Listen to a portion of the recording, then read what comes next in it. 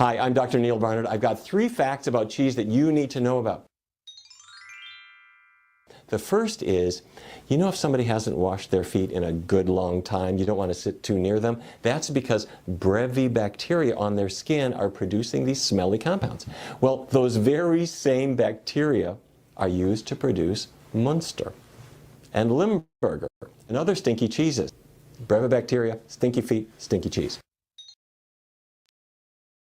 But the wrong cheese can cause tons of digestive discomfort and be terrible for your health. But the wrong cheese can cause tons of digestive discomfort and be terrible for your health.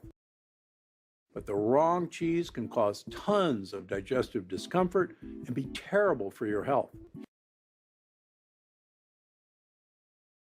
Here is Gibbs. First down and more. Gibbs in for the touchdown.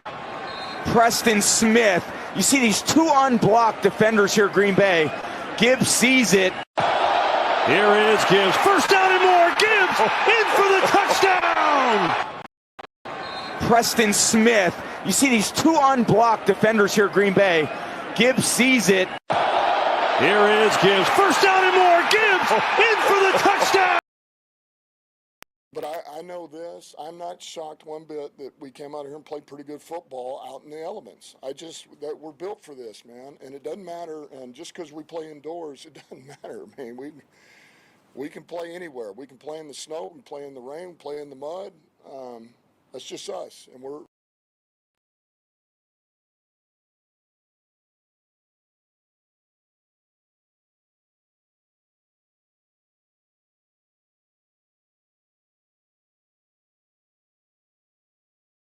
But I know this. I'm not shocked one bit that we came out here and played pretty good football out in the elements. That we're built for this, man. And it doesn't matter. And just because we play indoors, it doesn't matter, man.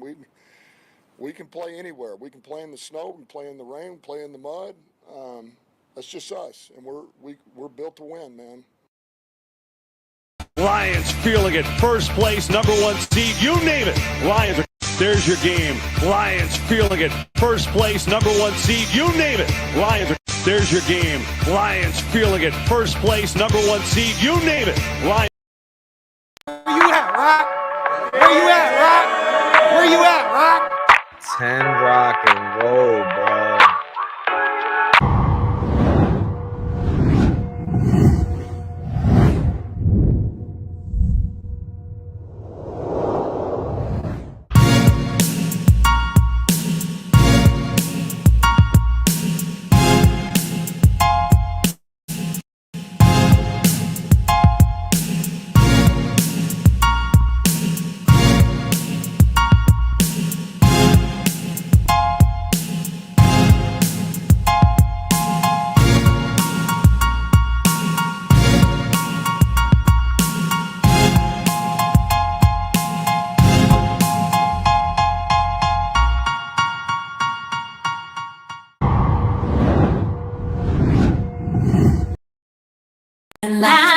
Welcome to the Rock Files. The Rock Files.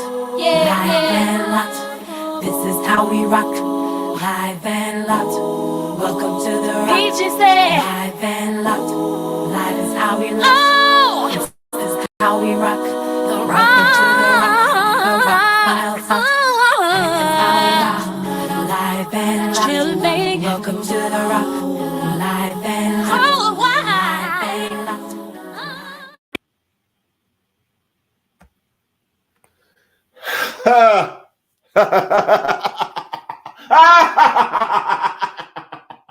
Ladies and gentlemen, what a beautiful Sunday night. Ladies and gentlemen, what a beautiful day and opportunity. Ladies and gentlemen, all praises to the Almighty Yahuwah. All praises. Whole lot to cover today. Whole lot to talk about today. Salute to everybody. Hope you're having a marvelous weekend. Hope you're having a marvelous night. We sure are. We definitely are. And of course, you are live and locked and tuned into the Rock Files. We got Nando in the building. Salute from the job site. Salute to Nando. Salute to Puck the Fackers. Puck the Fackers. And speaking of which, salute to Blunt. Blunt showed up. Blunt showed up. Be sure, absolutely, to hit the like, share the stream. You know what I'm saying? Subscribe to the Rock Files channel for more battle rap content and much more. You know what I'm saying? All that good stuff. It says Blunt is being delusional again. Blunt is being delusional again. We're gonna get back in December. No, you're not. You know why, Blunt? You know why you're not going to get that, Blunt?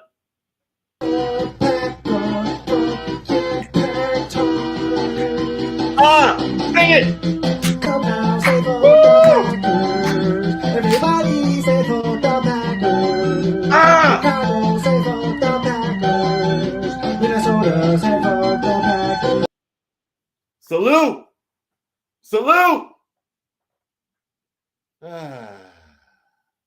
What a marvelous day. So what we're going to do, we're going to go ahead, salute to 2 awesome interviews that did drop. There's a lot of battle rap that dropped. We may get to that. Of course, you are live and locked into it is Sunday Sports Session night. We're going to be covering a lot of different sports. There's a couple football games that happen. Some NBA basketball games that happen of some note also. We're going to be covering that. So buckle up, enjoy yourselves. We will now start with this.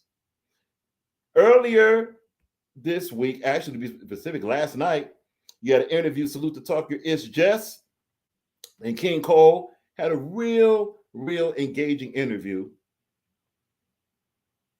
Oh, respect. Ladies and gentlemen, J-Rock is in the building. Got another live on another network. Wanted to stop by and salute. Appreciate that, J-Rock. Be sure to subscribe to J-Rock. We will be reviewing her interview she had also. But we're going to start with King Cole gets interviewed. He gets on a hot seat with Talk Your Ish, Jess. And Jess is a liar. Talk Your Ish, Jess is a liar. She said it's her last hot seat. It ain't her last hot seat. She's going to be doing more hot seats because we said so. We got to have Talk Your Ish, Jess. But this is a very good interview. This is a very, very good interview. Bear with us while we share the screen. And look, we're just doing highlights here. If you want to see the whole interview, we'll give you the link to click to see the whole interview. Really good interview. This is King Cole on the hot seat with Talk Your Ish, Jess. Let's take a look in.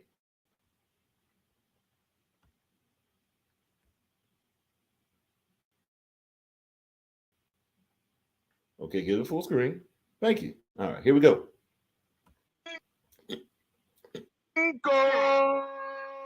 What's going on, Snack? Hey, yo, what the fuck? I gotta take a drink of that. Oh, damn. I don't even know who you're going off on like that. You brought me a lot of hate, nigga.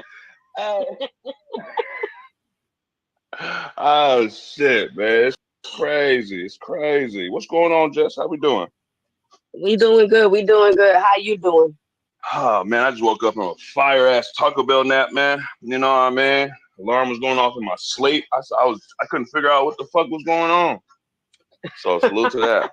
Salute to that, man. I'm glad I made it. There you go. Yeah, because I was going to have to choke you up if you try to play yourself again. I was going to have to choke you up. I couldn't. Okay, so Talk Your Ish, Jess is about that life as we see. She be choking up her interview guests. Nah. Let's keep it going. Salute to both. Once again, this is on the Talk Your Ish, Jess channel. You know, you Talk Your Ish YouTube channel. It's the interview she's doing with Snack, King Cole, otherwise known as King Cole, all that good stuff. We're going to do 5-minute highlight, you know, break down what we see at the interview. Very good interview. I couldn't, man. I couldn't do that. No. All right, so let's go ahead and get into it because I know everybody's kind of waiting and stuff like that. So let's go ahead and get into it. Why don't you let everybody know exactly who Snack King Cole is and how you came about the name Snack King Cole? Oh, man, Snack King Cole, man, your grandma's favorite snacker. Don't believe me, just ask her. You know what I mean? I was just doing, I love to eat. You feel me? Ladies, I love to eat. So I was sitting there doing like food reviews on Facebook with my daughter when she was real little. And I was also doing battle rap. So I was shout out to Nico Hurd, Peel Your Cap Back. Peel Your Cap Radio from the West, man. And I jumped on one time and he was like, "Oh, here comes Snack King Cole." I said, "Hey, yo, I kind of like that." Because I was going with like BP the Snacker, the snack of Washington. I don't know what the hell I was thinking. I was trying to get some little stripper name, I guess. And okay, so that's a pause of trying to get a stripper name, but very good intro question from Jess. And it's good to see that a lot of interviewers, if they're dealing with the unknown topic, it's nothing wrong with saying, "Hey, who are you?" There's nothing wrong with being direct in that. It's good framing. Also, salute to Jess for allowing the question and giving the interview. That's one thing that's really good on good interviewing skills is you're interviewing, especially interviewing a person that's a personality like King Cole. Let him talk. Let him talk. That may sound very basic, but there's a lot of interviewers that don't do that. Let the interviewer talk. Very good opener. Good opening question. This is a great response from King Cole. Look, this is great way to get some information. A lot of us either don't care or don't know how King Cole even got this name. So, people, there's a lot of assumptions, but King Cole was doing battle rap and snack reviews first. So it's not that King Cole was just doing snack reviews and then later on did battle. He was doing both, and it started on Fakebook, or as commonly called Facebook. And if you ever want to know why we call it Fakebook, it's because, come on, the social media. Most of the things on so-called Facebook are fake. But that's beside the point. Awesome opener. Let's continue.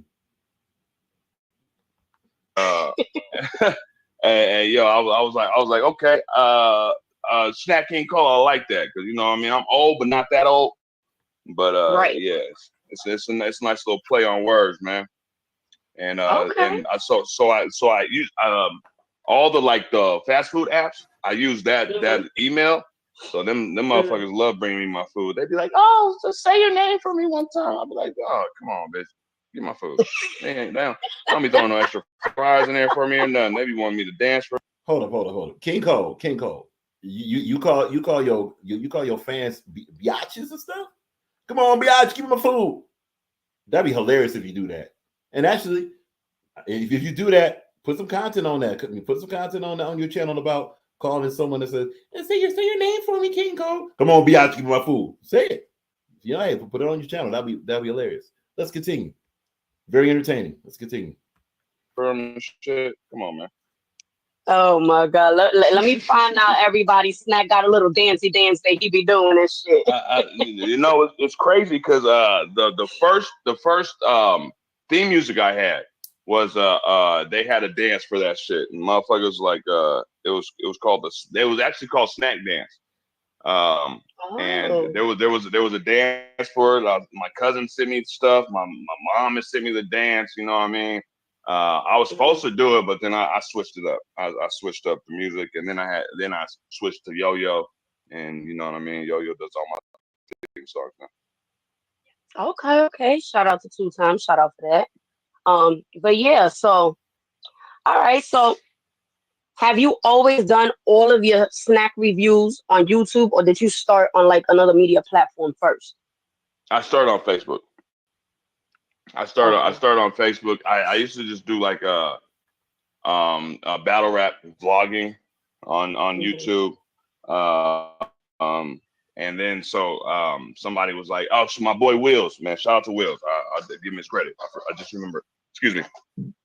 So he was like, "Man, you should take this to YouTube." And I was like, "Bro, I'm not about to do this like that." You know what I mean? But I used to watch Dame Drops, and he was on YouTube. And he was pretty cool until he started doing some little fuck shit, and then you know what I mean. But so just to highlight something real quick, it may seem that so for those that's watching, it's like, well, Jess, why would Jess ask the question, about where did he start when he already answered that? Because she's asking a different question about where he started. See, this is what you call an emphasis question.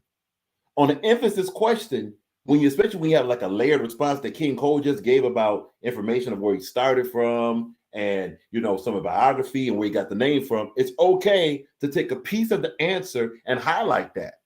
You know what I'm saying? So by her highlighting the part of, okay, where did you start from? Was it on YouTube or was it somewhere else? That gives Cole a chance to talk even more specifically about just that section of the question. That's actually a very smart question to ask.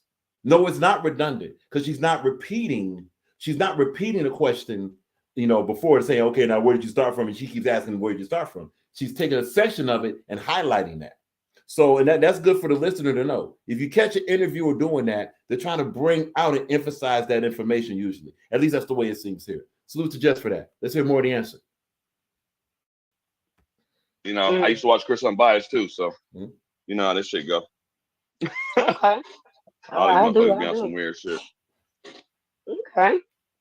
Hey, so let's stop right there. So yeah, I mean, let's be honest. A lot of us that vlog now, whatever, there's a lot of people we used to watch. And look, this is a journey, right? So there's well, Rock, who did you used to watch? Yeah, basically the usual suspect of her we all used to watch. But then as just like any other environment, you get used to an environment like YouTube, and then you get to see just certain things and then maybe no longer watch them. Case in point, there's a certain let's pick somebody out. Yeah, watch Battle Truth for a minute. Then watch Battle Truth for a minute, but saw that there was some bias toward Dot Mob, stopped watching Battle Truth. Got kind of tired of it. And Battle Truth can blog whatever about Battle Truth what he wants to, but there was a lot of bias toward Dot Mob. So, because of that, and that did not appeal to the viewing pleasure, that Rock had. Rock moved on, But it's nothing wrong, honestly, if you start watching someone and get introduced to something, and then you develop. That's a part of development, and then developing to go ahead and see somebody else, or maybe just go to a whole other section or side of seeing something. We all learn as we go. It's development. That's good information. Let's keep it going. This may be another question. After this question, we're going to move on. So I'm not gonna lie, I did catch a couple of the reviews that you were doing, and they were good. They were good. I like the way that you go into detail, and I like the fact that you keep it 100. If it's trash, it's trash. If it's good, it's good. It's not like a lot of these foodies that be on YouTube that it could be nasty as hell, but because they getting paid for it, they'll sit there and tell you, oh, this is banging, y'all gotta go and copy one, or whatever the case is, and this, that, and the third. So I like the fact that you keep it 100, and you let people know the truth. Like, hey, listen, this is, it is all right, but it could have needed a little bit more of this, or it could have gone without that. So, salute to you on that, on keeping it 100 and everything, because yeah, we need people like that, because I don't want to be. You are not lying, Jess. And just to say this in response to that observation, that's one of the most difficult things to do. But it's one of the most difficult things to do, but it's also one of the most important things to do, is to be as objective about a product as possible. Also, to be as diverse about a product as possible. In other words, like right now, most of the battle rap, most of the YouTube world, we'll start with YouTube. Most of the YouTube world is still talking about Diddy too much, and he's talking about horrible political theater known as Kamal the Ugandan Giant and DJ Orange, right? Or also known as Trump and Harris, right? So there becomes a choice in someone that is doing a live. They can either go ahead and follow the trend and say, well, let's also talk about those subjects, or they can go a whole nother direction, say, because they're talking about that, we're gonna talk about something else. Well, no, you got to talk about the popular thing because this is where you get views. First of all algorithms are fake and they're biased. Second of all, you got to have a channel that can stand on its own if you choose to have that. You know what I'm saying? So what Jess is mentioning is that it's good for King Cole to be able to stand on his own and say, look, this is an unfiltered, raw an unfiltered opinion or take on a product. And this is going to be said no matter who feels whatever. The more channels like that exist, the better actually entertainment will be. So that's tremendous that Jess brought that out. Let's keep it going. Going out, if I see one of your reviews and you tell me this shit is bomb, and I go out and that shit was actually trash, we gonna have a fight. Yeah, and a lot of these cats, man, don't get it twisted. Let's keep it a bean here, man. Some of these cats that be talking that shit and you thinking they're getting paid, they're just looking to get paid.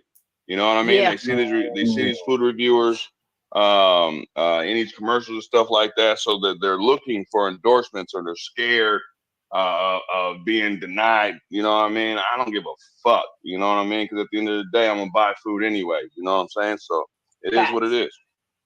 That's a fact. Y'all make sure y'all hitting that like button on your way in or your way out. Either way, I don't care. Just hit the motherfucking button. That's a whole snack. So have you ever, now these questions are coming from me because, you know, I've said it before. I said it to y'all earlier. I don't really know much about Snack. The only thing I know about Snack is what I've seen on 2 Times or when he pops up to Payne's channel or whatever the case is. Shout out to Latin Payne. But let's stop right there. This is, you know, more should do this. More should do this. If there's somebody that you notice on the panel and you have a channel, do an interview.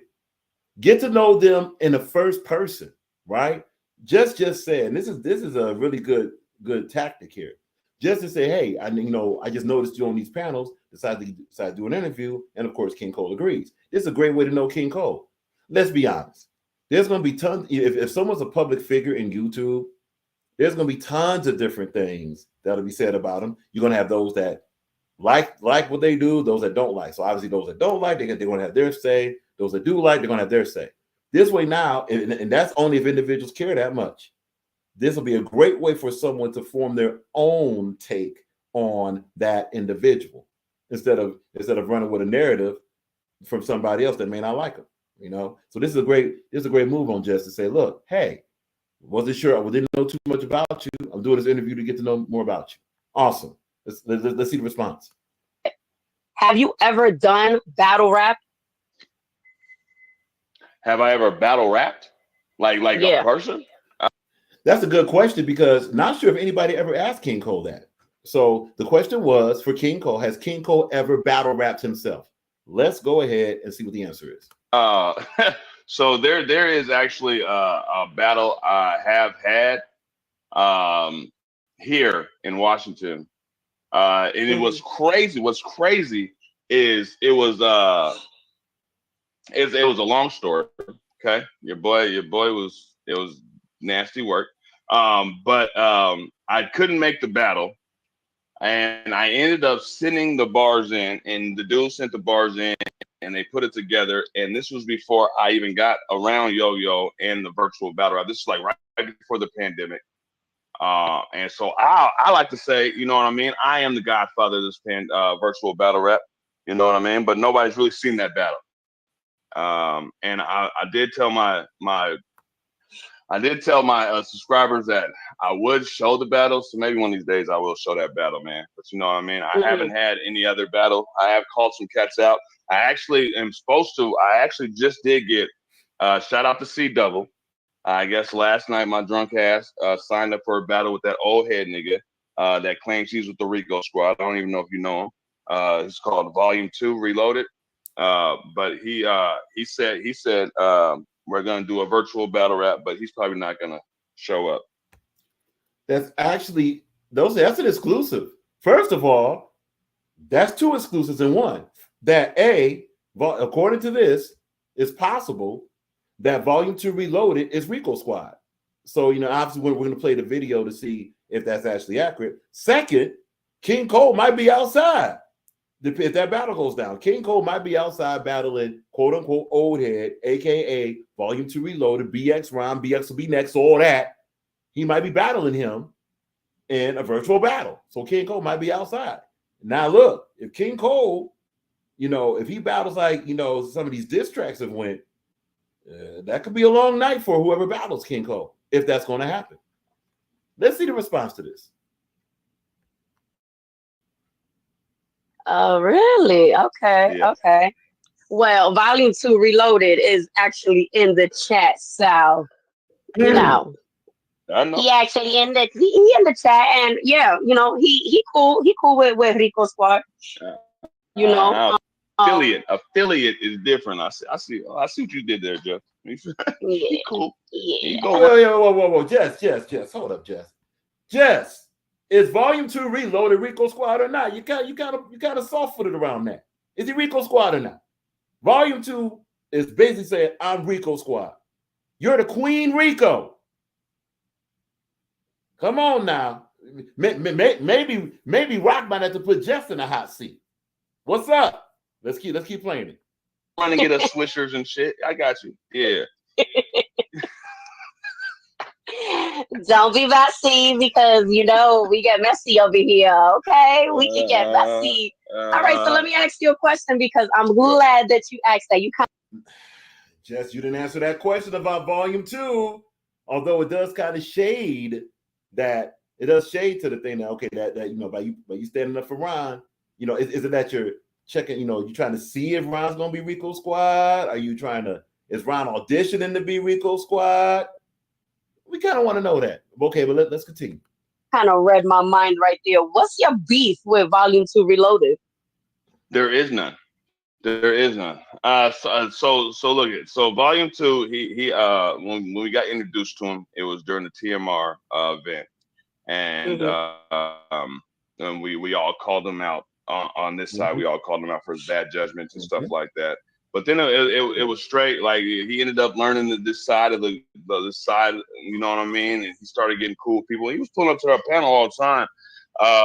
And he crashing out here and there. You know what I mean? Over talking people, and I'm just a real motherfucker. I'm going to call shit the fuck out, and so now I'm playing myself, and so it's his issue. And anytime he gets a little bit of that goddamn 211 in his system, or that Mad Dog 2020 he be drinking, you know what I mean? Then he sits around here and he wants to talk shit to people. You know what I'm saying? So you know, he can stand on it. He did say he had a diss track for me. Then I did the diss track, which went crazy, and he didn't respond, and so now he's talking about he had I don't know. That's that man's problem. You feel me? I go to sleep good. You know. So we're gonna stop it there. So basically, what we have here, there we go. All right, first of all, before we go any further, salute to Queen Rico, Talk Your Is Jess. Be sure, whatever you're doing, be sure to subscribe to Talk Your Is Jess.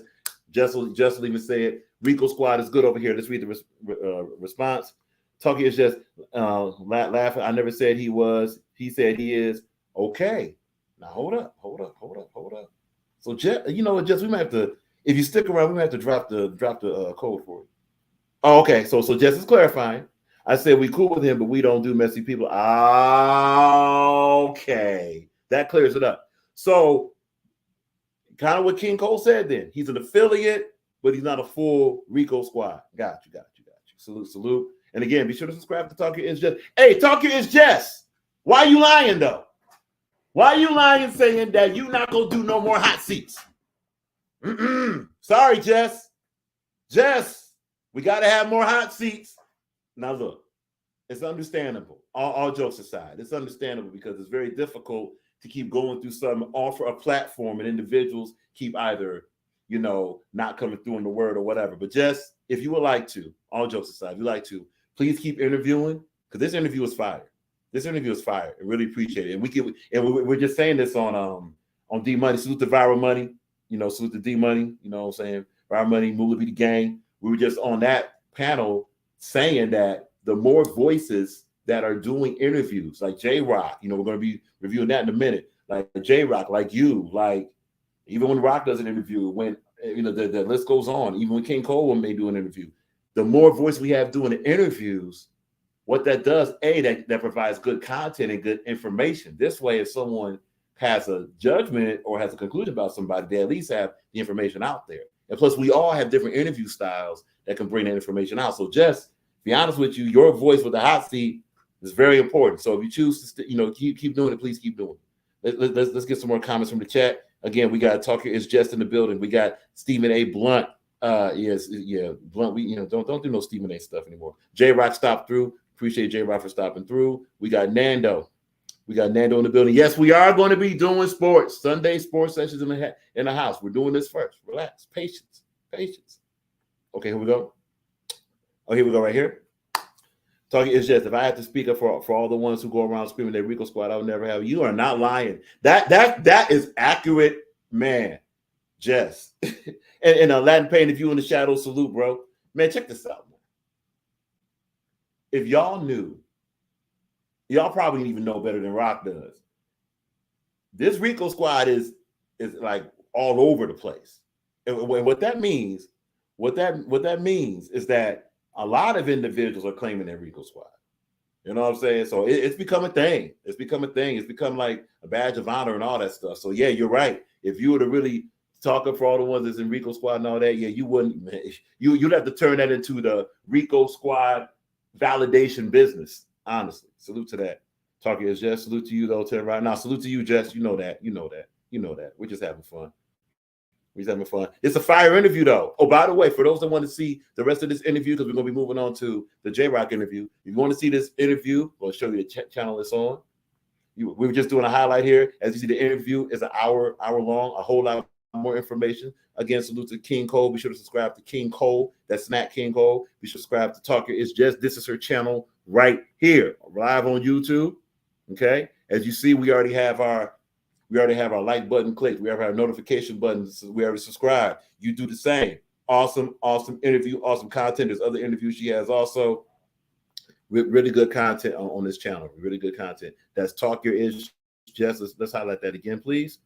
That's Talk Your Ish Jess right here. Talk Your Ish Jess live on YouTube. Be sure to subscribe. Notification button. Click the like button and share the channel. Salute. Fire. Now we're going to go to this is an interview that J-Rock. Hold up. Let's read some more comments in the chat. My bad. Oh boy, here we go.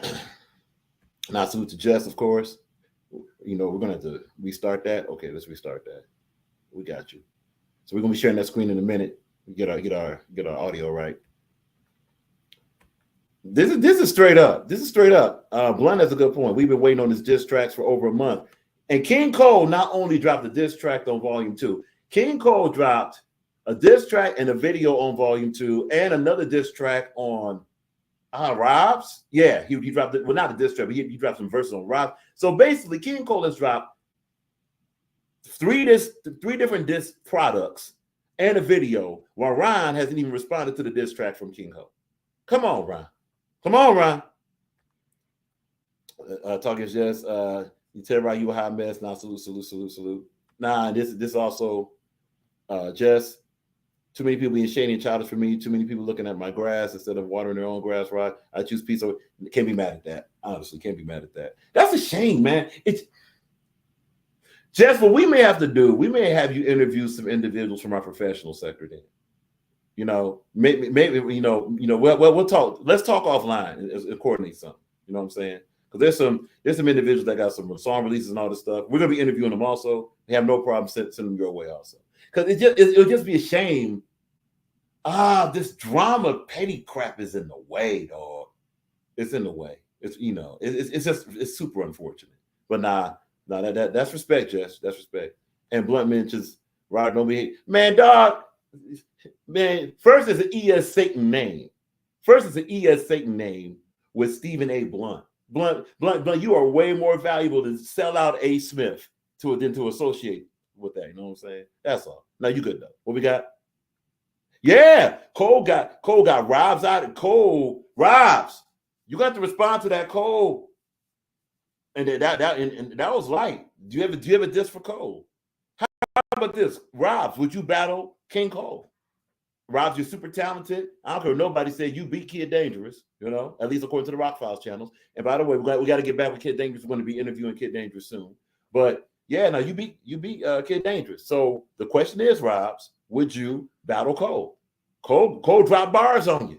Just saying. Cole drop bars on you. Who we got? Blunt?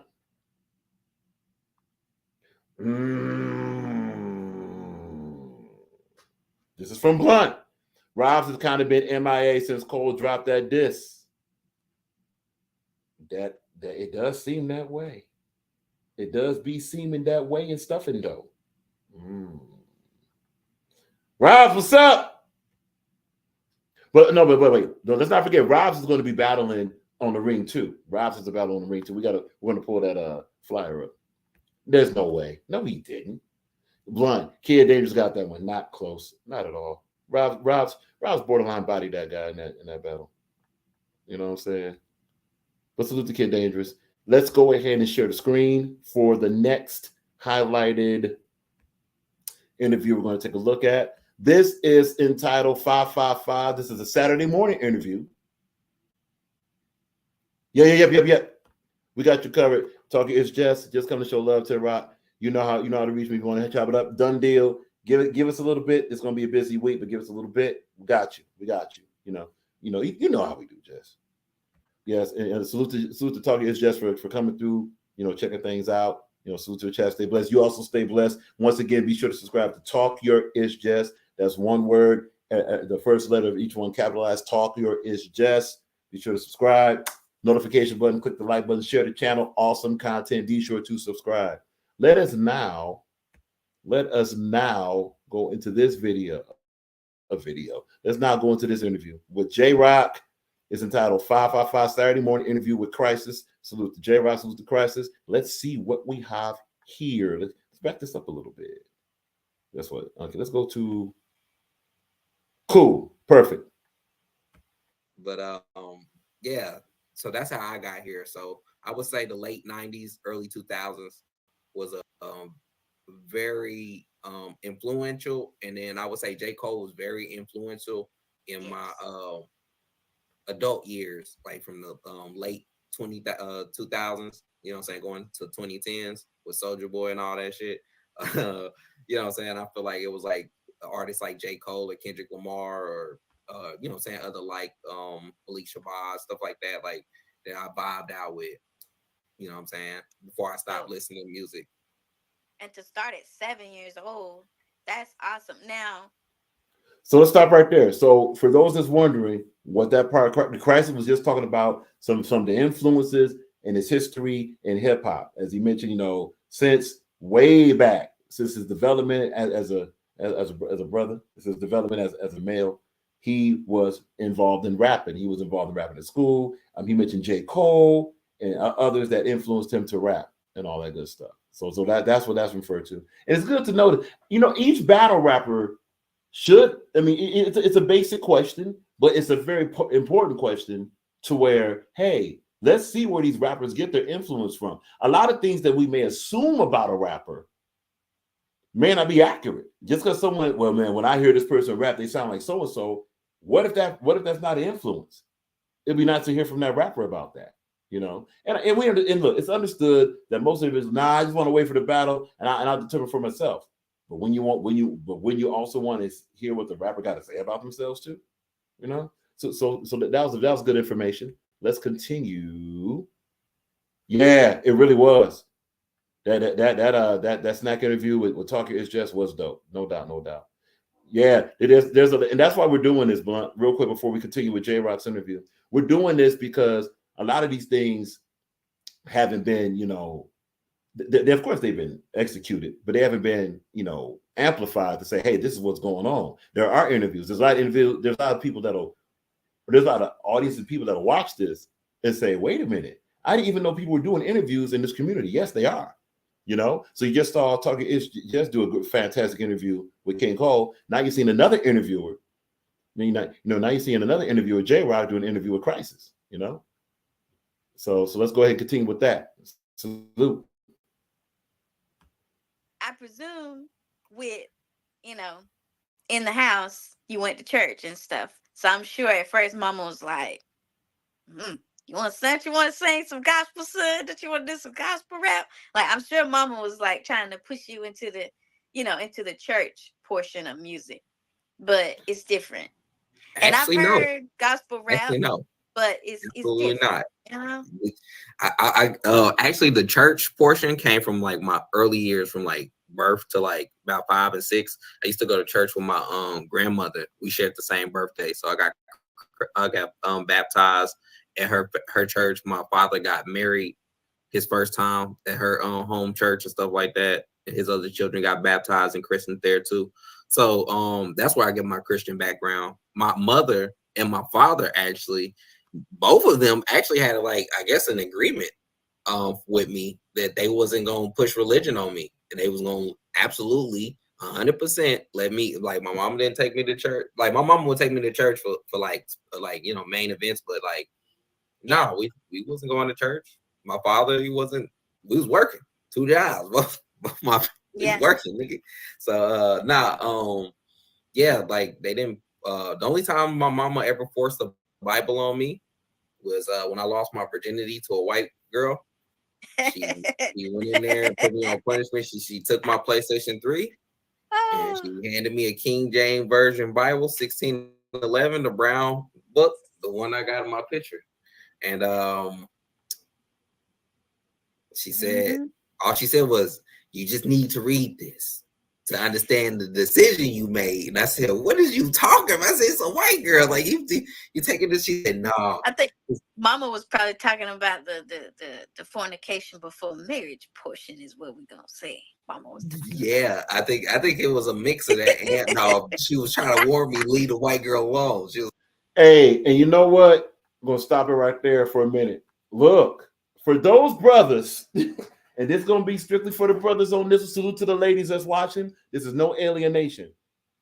We're not going to reveal too much about Rock or other brothers that have been through similar things, but when people lose their virginity, and if it gets the question, but the question that, and maybe J Rock will cover this, and this for Christ is if Christ ever want to answer it. How did moms find out? How did moms find out that you lost the virginity to, you know, the we'll say the Caucasian or quote unquote to the white girl, as Christ has said? How did moms find out? Did she walk in or did the word get out? And let's be honest, depending on what's happening during those moments, certain noises get heard by certain people. They got fat mouths. They'll pretend like they didn't hear, but they was here. And then, Just ask it. Just ask it, And of course, look, that question don't have to be answered. That doesn't have to be answered. But just curious about that as far as the interview goes. Also, there are moms that got different attitudes when it comes to the whole interracial thing, right? You got certain moms, and these are moms that we know. You got certain moms that'll be like, well, look, that could be a come up for you. She might got money. That exists. Call it what you want. There are moms out here that if they catch their quote unquote black sons, quote unquote so-called black sons, and the word gets back that they had a relationship or interracial or dealings or situations or relations with someone outside of that ethnicity, right? Certain moms are like, hey, if she got money, cool, welcome to the family or however. But you got the other ones that's like, you dealing with the quote unquote devil, Debil, kind of like Waterboy mama. That's the devil. That's the devil, Bobby Boucher, that type of thing, right?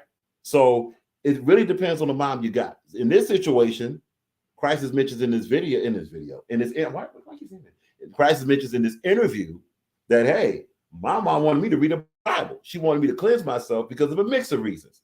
It wasn't just, so, J-Rock did very well to clarify, was it the fornication? And that was a very good interview move. Was it a fornication? Was it just that? Christ did respond very well by saying, hey, it wasn't just a fornication. It was also that she was outside of the ethnicity, quote unquote, outside of the race. Let's hear more. Like, no, nigga, she was about no bunny, son. Oh, real. She was dead. I mean, she wasn't mean to the girl. She just was talking to me like, yo, nigga, don't do this. And I'm like, all right. So I didn't. I grew up like that too. My mom's side was like that. I remember my first boyfriend when I was 18 was Puerto Rican. And I think somebody mentioned to my great grandma, oh, she bringing him to eat at the cookout. Oh, no. Stop right there. What did we just say? What was just said? That you got individuals that'll hear certain things and they'll pretend like they're not listening, but all of a sudden they'll keep it to themselves, but they'll tell a family member about what's going on. And lo and behold, they're having a J-Rock. They're having a J-Rock according to the interview. Again, we have no inside information. We're watching the interview just like the audience is, right? According to the interview, that's what we got. Let's keep it going. No, she ain't. He ain't coming in this house. I'm like, great grandma. Now come on now. She in her 90s. But she was dead set on not at your race. Just not at your race. And I found out later on growing up that it wasn't so much just on the color or the race of the person. It's things she had went through back in the day in the past, where she didn't trust outside of our family's race, our primary race, because we're mixed. But she didn't trust outside of that because of what she went through. So, I couldn't really blame her. And I'm like, okay, so I ain't bring nobody to the cookout that weekend. Needless to say, he was mad because he wanted to, but I said, nah, you ain't. So my great grandma said, no. Sorry. That's a lot of information. And see, that's what's good about this interview. This interview is not just giving information about Christ, who Christ is. you're getting an element about who J-Rock is. That's a really good. That's not done enough. And of course, well, we don't really care about the interview. We only care about the subject. But look, it's a bonus. It's a bonus because you got the information about crisis in the situation, but you also got information about J-Rock. This way now, when she does her next interviewer, you'll be able to be more comfortable with her through that angle. And also now when you see crisis, maybe when crisis is a statement or whatever, you say, okay, well, that's where at least we give it more, there's more of an idea where crisis comes from, But yeah, as far as the cookout go, hey, J-Rock, what type of food was at this cookout though? We all eat. When you going to invite us to the cookout? What type of food was at the cookout? I'm saying, you got some, you get the soul food, or was it, what type of food was it? Just as a question. But now there's something that we should not gloss over. If listen very closely to the part, to where because of what that great grandmother went through, she was using that to project an experience on her great granddaughter, which in this case was J-Rock. See what I'm saying? And that's what a lot of parents will do. They're like, look, I've been through this. I don't trust the whole outside the race thing. So I wouldn't want that for you because of my experience. That's where there's a lot of conversation that can happen there. The first thing, from one angle, it could be, well, look, grandma, this is a different era, this is a different moment, and I'm not you and you not me. That's one angle. The other angle is, well, wait a minute, grandma, what did you go through? Maybe that can give a little highlight about not just how you feel, but what I should look out for. Not just because of the whole racial element, but also because of different life elements. That could be a bonding experience to go ahead and have that conversation. You know what I'm saying? And look, that's a great way. A lot of us, ready for this? There's probably a lot of society that don't even know their parents like that as people. They know them as parents, but not as people. Something to think about. This is a good exchange. It's an awesome exchange. Let's keep moving. You ain't getting no barbecue today.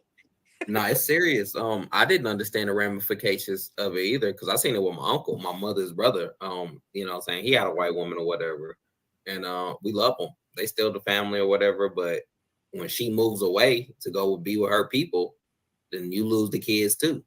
You see what I'm saying? Then the kids marry into her people, and then you see what I'm saying. So, the wealth of a family is generations after. And how well you can take care of the ancient. You see what I'm saying? Yes. How diligent is the middle age working? Are they loving? Are they helping both the old and you see what I'm saying? That's the true generational wealth. Like it's really not money. It's really having people who can have your back when you ain't got it. You see? Oh, that is a strong. Okay, we have a comment from Blunt. Blunt mentions, yeah, I'm glad my parents gave me leeway to make my own decision when I was young. Same, bro. Same. Look, salute to the Rock village. Gonna let that out. Rock is the product of a village. So not only was it obviously the parents involved, but there was like uncles and godfathers and grandfathers, great granddad. I mean, and also there was not just godfathers, but also there was the neighborhoods involved. That's what Rock is a product of, and very boldly a product of that. And these were the ones that would give information, but leave the choice up to the person. You know what I'm saying? They didn't micromanage. In other words, they did not micromanage. Because let's be honest, and this is for parents. Speaking as a parent, right? After you're done with the rearing you can do, the rest is up to the Almighty and the path that the Almighty Yahuwah has for your son or daughter. You could be there as a reference, but you're not a puppet master. Simple as that. You know what I'm saying? And that's kind of what this is referring to. Also, the generational wealth comment. See, this is why it's so important to be an independent from mainstream thinker. Salute to Crisis for this comment. Generational wealth is not money. It's basically a support system, just to paraphrase that. Generational wealth is more about generations than it is the concept of wealth. That's a very important thing. Social media and a lot of misinformation will say, well, money, everything is money. No matter what, money, get the bag, money. Salute to Adept HNIC that mentioned the whole get the bag culture. That's very prevalent. and that's being promoted as a shade against the actual essence of an issue. That's a fancy way of saying that's being clouded against the point. The point isn't money. Money may be a part of it. Yes, the management of your resources, but it's mostly about village. It's about the village. That's generational. That's the wealth. You know? So that's an awesome thing. And that's why these interviews are so important. Let's keep it moving. So That's right. That's absolutely true. If you hear my fur babies barking in the background, I just told everybody earlier it was hunting day. So they scamper off and run around and you can all day. So but yeah, that's beautiful. Yeah. So along with looking up, when I looked up about hip hop and the history of hip hop, there's so much that goes into hip hop itself. You got culture, you got politics included in hip hop, you got race, art, language. What is the main component of hip hop to you? Rhythm. Fire question. Wow. What is the main component of hip hop to you? Fire question from J Rod. Let's hear that again. Are they Oh, no, let's keep it moving. Loving? Are they helping both the old and you see what I'm saying? That's the true generational wealth. Like, it's really not money. It's really having people who can have your back when you ain't got it. So that's the part about generational wealth, and that is worth repeating. But we're gonna play it on because what we're doing, we're going to the part where she's going to set up the question about hip hop. Very well done. So that's right. Saying, that's absolutely true. If you hear my fur babies barking in the background, I just told everybody earlier it was hunting day. So they scamper off and run around and you can all day. So but yeah, that's beautiful. Yeah. So along with looking up, when I looked up about hip hop and the history of hip hop, there's so much that goes into hip hop itself. You got culture, you got politics included in hip hop, you got race, art, language.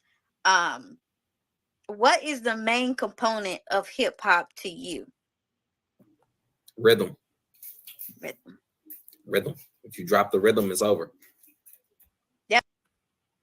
As direct and as, of course, Christ is going to expound on that. First of all, again, fire question, awesome setup of the question. The main component of hip hop, because let's be honest, in this community, we're here for what? We're here for battle rap, right? Battle rap is what? Battle rap is hip hop, and it's a very educated and very good question to ask about. Hey, since it is hip hop, what is the main component to? And plus, the other side of the question is, what's the main component to you? See, that's the thing about art, or that's the thing about something that's open to perception. There isn't a broad brush with that. What one person sees, another person doesn't. The next person chooses not to see. The next person here. There's all these other ways to perceive of this, right? So to ask this question, that gives more of an insight to the individual. Plus, it may give individuals that are listening and watching this a chance to say, you know what, I didn't really think about hip hop, how about this, and sections like that, and stuff like that. So this will also be motivation for that. And now Christ is about to talk about rhythm. And let's talk about the answer before we let Christ finish. The rhythm part. Without rhythm, it's over. So that means rhythm in culture, not just rhythm in rapping, but rhythm in art. There's a rhythm with art. There's a rhythm with visual art, But when you see a color, every color has a frequency. That's a rhythm. A lot of people don't know that. Yeah, each color has a frequency similar to sound, right? That's a rhythm, The DJing definitely has a rhythm. The b-boying has a rhythm, but just the history has a rhythm. Honestly, you can say the rhythm is history and the history is rhythm, Let's see what Christ has to say, though. Yep. I can see that. And that, I feel like that goes along with culture. Let's pull that back a little bit to here. You know what I'm saying? He had a white woman or whatever. Oh, that's too and, we love them. They still the family or whatever, but when she moves away to go be with her people, then you lose the kids too. You see what I'm saying? Then the kids marry into her people, and then you see what I'm saying. So, the wealth of a family is generations after, and how well you can take care of the ancient. You see what I'm saying? Yes. How diligent is the middle age working? Are they loving? Are they helping both the old and you see what I'm saying? That's the true generational wealth. Like it's really not money. It's really having people who can have your back when you ain't got it. You see what I'm saying? That's absolutely true. If you hear Yeah. my fur babies barking in the background, I just told everybody earlier it was hunting day. So they scamper off and run around and you can all day. So but yeah, that's beautiful. Yeah, so along with looking up when I looked up about hip hop and the history of hip hop, there's so much that goes into hip hop itself. You got culture, you got politics included in hip hop, you got race, art, language. What is the main component of hip hop to you? Rhythm. If you drop the rhythm, it's over. Yep, I can see that. And that I feel like that goes along with culture and language. I feel like rhythm is culture and language mixed together. And like you said, if you got the rhythm, then I think when growing up, I used to hear a little song that'd be like, "You got the rhythm, we got the beat," kind of thing. Yeah. That's what I'm saying. You got the rhythm, then the people gonna start hitting on shit and adding to it. But you drop that rhythm, you know what I'm saying? You ain't able to pick it back up. You know what I'm saying? Like it's a bad song. You know what's funny about this? Let's take this further from Crisis, right? Oh, that's fire. Salute to yes, the hell. We welcome you. This is an awesome comment right here. Gratitude for your work. Bounce a ball in your mind and tell me what color it is. Fire. Bounce a ball in your mind and tell me what. And watch this. Rhythm, you know, there's a definition of rhythm, right? Rhythm, the first word usually of rhythm, depending on definition, is organization, right? Organized beats, organized pulse, organized meters, right? Even if you want to use this, organized concept of time is rhythm. So that means not only does it refer to music, and we're just taking the answer farther because it's a very substantial answer. It's not just music, it's actually, that's a life principle. So the saying, so you can almost replace the word rhythm if you want to. This is another concept. You can almost replace the word rhythm with organization. That means, yeah, the most important concept of hip hop is organization. So now when we talk about business, when we talk about capitalizing, whatever, yeah, it's organization. Whether it be music or to organize the music, organize the artist, organize business, organize whatever, it is organization. Because that's what rhythm is. Rhythm is an organized system of pulse, organized system of beat, organized system of meter, time meter, organized system of concept meter. Fire answer. Let's hear more. And then once again, salute to yes. Yes, we welcome you. Fire. This is awesome. Very.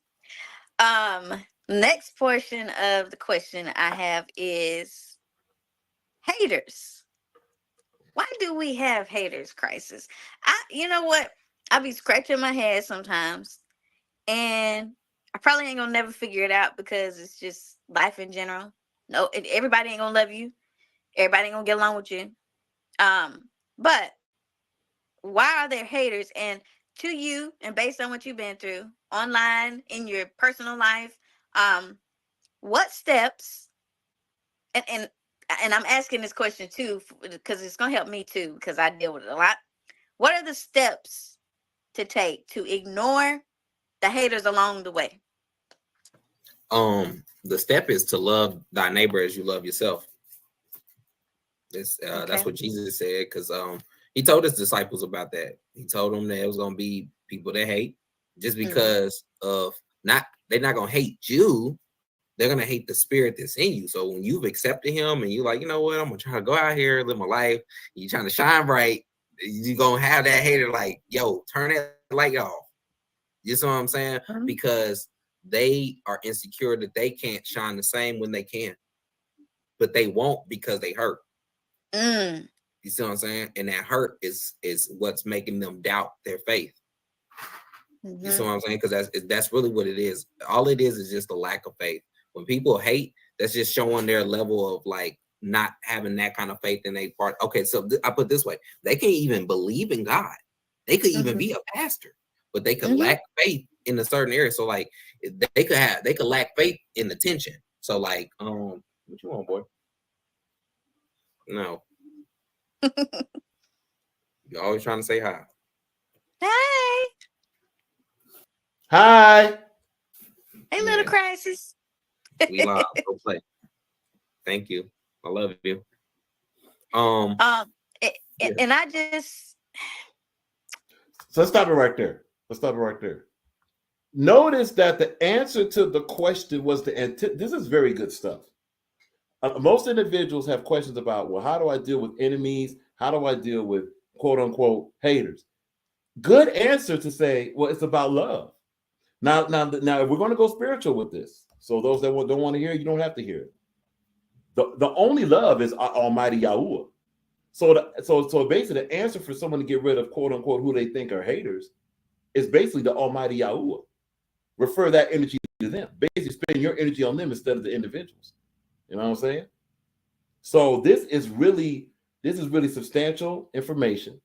It's a really good answer. So basically, just focus on that. You know what I'm saying? Focus on Almighty Yahuwah, and also focus on the opposite of that energy that's coming in. Simple as that. So for those that's interested, we got Adep HNIC. Adep, salute. What up? Adep is in the building. We're going to be dropping the code after this. We are going to be doing Sunday sports session. So Blunt, Adep, you already know what we're going to be covering. For those that's interested in seeing more of this interview, be sure to subscribe to J-Rock. That's our channel right there. Click your notification button. Subscribe, share the channel, click your like button, all that good stuff. Share the channel. If you want to see more of it, as you see this interview, the whole interview session is 2 hours and 37 minutes. So it's a whole lot of more information than what we covered here. Subscribe to that. So it's good, very good interview, man. Very good interview. We got Adep in the building. Adep says this is gross. Okay, salute to Adep. Adep mentions absolutely disgusting. Salute to Adep. We have Danksters in the building. Salute to Dankster. And real quick, be sure to subscribe to Adep HNIC Restore Order. Fire, man. Adep is on fire with the material that Adep drops, man. Under that channel's dropping some crazy, great material. Not mistaken. They did drop the well, you know what? We're gonna bring up Adep, so Adep can remind us. There's a boxing match coming up. We do have the flyer for that. We can get an update on that. Also, salute to Adep. Yeah, the one of the last lives that at least we saw in our notification was the live about the bootlegging. There it is. The bootlegging, to where URL has chosen to cancel a lot of events because they're complaining about bootlegging. The same URL that bootleg stuff themselves and did a whole lot of other stuff. You know what I'm saying? That boomerang is no joke. Dankster, be sure to subscribe to Dankster.backup. Subscribe to Dankster.backup. Fire channel. Awesome material. Now, ladies and gentlemen, it's Sunday. Okay? It's Sunday. It is Sunday. You know what we do here. Ladies and gentlemen, we are now locked in to the Sunday sports session. We're going to be talking a lot about this.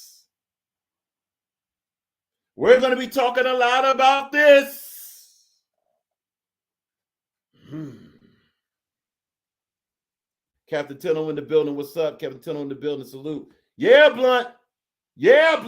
We've come to that point.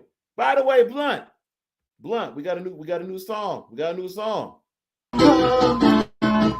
now, let's go for Packers.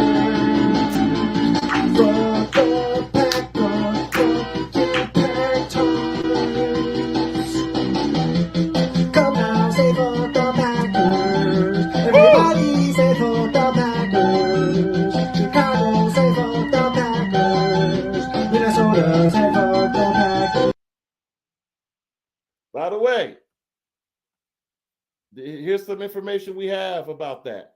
And yes, and we're not just going to be doing one game. We're not going to be just doing one game. But here's some health information. But the wrong cheese can cause tons of digestive discomfort and be terrible for your health. But the wrong cheese can cause tons of digestive discomfort and be terrible for your health. But the wrong cheese can cause tons of digestive discomfort and be terrible for your health. Hi, I'm Dr. Neil Barnard. I've got 3 facts about cheese that you need to know about. The first is, you know, if somebody hasn't washed their feet in a good long time, you don't want to sit too near them. That's because Brevibacteria on their skin are producing these smelly compounds. Well, those very same bacteria are used to produce Munster and Limburger and other stinky cheeses. Brevibacteria, stinky feet, stinky cheese. Stinky feet, stinky cheese. Now, of course, let us go to Yahoo Sports. For those that don't know, this is a crazy day in sports. Crazy in a very good way. A lot of good games, a lot of great finishes. You know, we're going to save the game of the week for a little bit later. Okay, we're going to share the screen in a minute. Everybody chill out. Okay, relax. Chill out. All that. Okay? Chill out. All that. Now, we're going to drop the code right now.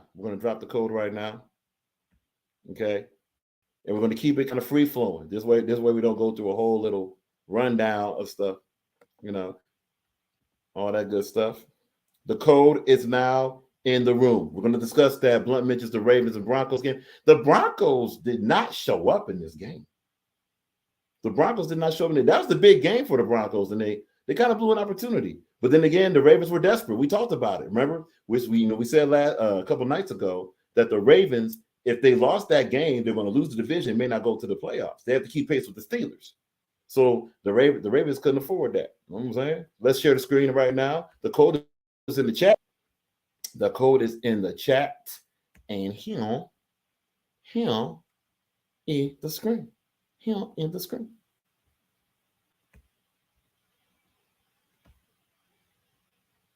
Boom. All right. We will first start on this channel with the finished games. Okay. You got this is from Thursday night. We did review this game. The Jets beat the Texans 21-13.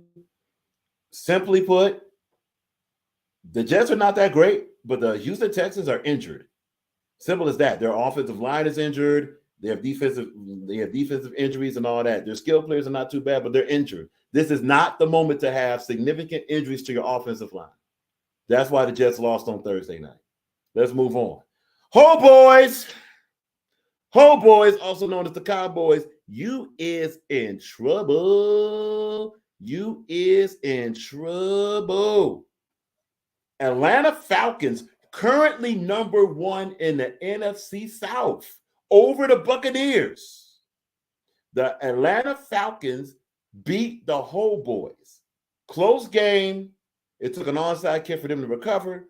Atlanta Falcons beat the Ho Boys. The Ho Boys have now lost 3 games in a row. Honestly, they lose one more, they might have to start looking out the front door. They might have to start looking at the yacht. They may not get to the playoffs, yo. That team's unraveling. Also, Dak Prescott did get slightly injured and had to sit down. Not good for the Ho Boys. For the Falcons, hey, the Falcons are 6-3. The Falcons could get to the playoffs. Now, the Falcons, they got a couple tough teams to play later on. Plus, any divisional game they have, the Falcons, if not mistaken, they got to see the Tampa Bay Buccaneers again. The Saints and the Falcons is a big rivalry for them. That game can go either way, even though the Saints are weird, but that can go either way. We'll see what the Falcons do, but right now they're keeping pace to stay in the playoff picture. Guess whose season's over? Raiders, goodbye. Raiders, it's a wrap. Raiders, it's a wrap. And the Bengals had the same situation sort of to what the Ravens had, right? Oh, we got somebody in back. My bad. We got somebody in the back. We got a couple in the back. Okay. Let's get blunt.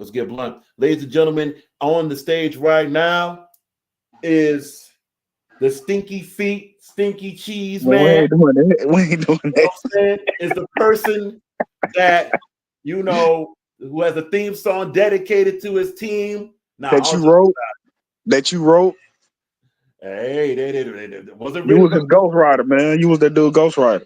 Nah, no ghostwriting here, sir. That salute to Sam Bell, a very intelligent. Nah, but everybody, please give it up for Blunt, man. Salute to Blunt, man. Salute. Yeah, man. Nah, Man, but look, Rack, listen. Rack. yo, Hey, I ain't gonna lie, man. Y'all the better team, man. Y'all the better team. I'm gonna tell you, look, hold on. go I'm ahead.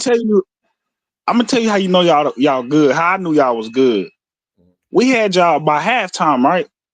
We had more passing yards, more rushing yards, more yards per attempt, Yeah. and y'all still was winning. So y'all can win any kind of way. That showed me that. And you know what's funny? That's a good point. Layers. The thing that's not talked Mm-hmm. about enough Mm-hmm. in sports is okay. So your to win a championship, right? It has Yeah. to be. You're going to be on different situations. There's going to be domes. There's going to be home field. There's going to be road games. There's going to be outdoor fields and all Yeah. this. You got to have. Teams are going to take away stuff from you. Is what the point is. Teams are going to take away Right. stuff. So if someone only has one dimensional of being effective and a team takes that away, that team's not going to go very far. You know Yeah. Yeah. what the Lions have shown in the past 4 games, actually, technically maybe the past 5, but we'll keep it 4. The Lions showed in the past 4 games that you could take something away from us. We have enough in other areas to still give you. Yeah. And what that also goes against, and this is very important, when a football, just like any other sport, there's a timeout, quote unquote. There's a timeout. When someone calls the timeout, they're adjusting. When they go in the Yeah. halftime locker, they're adjusted. So now they're adjusting again to take something away from you. Do you have something to respond to? Can you adjust to that adjustment? Can you counter the counter? And if that counter can't be countered, all of a sudden your lead starts going bye-bye. Lions can look, bottom line, fundamentals also. The way this is going, if you take a look at all the teams that won, Cincinnati, right? Cincinnati didn't really win this game against the Raiders by Joe Burrow throwing for 9 million yards. They won that game by solid offensive line play, even though their offensive line ain't the best, but by solid offensive line play. And they won it by running the ball when they had to, and also by getting turnovers. That's how Cincinnati won. Not just Cincinnati. You know, we can go back to let's get that. Like even this game against the whole boys right here, right? Dallas and Atlanta. When that happened, and yeah, Kirk Cousins threw for over 200 yards. That's cool and all. But if they didn't have B. John Robinson being able to be a threat back there running, if they didn't have Kyle Pitts, you know, blocking and also being a dangerous weapon out there, wouldn't happen. If their defense didn't stop that run, what have we been saying about the whole boys? Whole boys can't run, nor can they stop the run. They lose again. So that means so if you flip that around, the teams that can run and stop the run will win. So let's go through a couple more games, you know, before we get to the Lions game. Oh, my bad. Whoops. Let's get that out of here. All right, cool. All right. Now, of course, this bathroom break game here, man. Let's be honest. I mean, both these teams are bad, but it was an exciting game. It went to overtime and all that. You know, Drake May threw a crazy pass, you know, to get into overtime against Tennessee. And Tennessee, they called a bounce back game for Tennessee, I guess. You know, I mean, let's be honest. It'll be a bounce back if they played a similar opponent. But they played, they played okay. If they played an opponent to the Lions and did this, fine. But they played the Patriots, who's a similar opponent to them. You know, like they're just as bad as them. So we're gonna go ahead.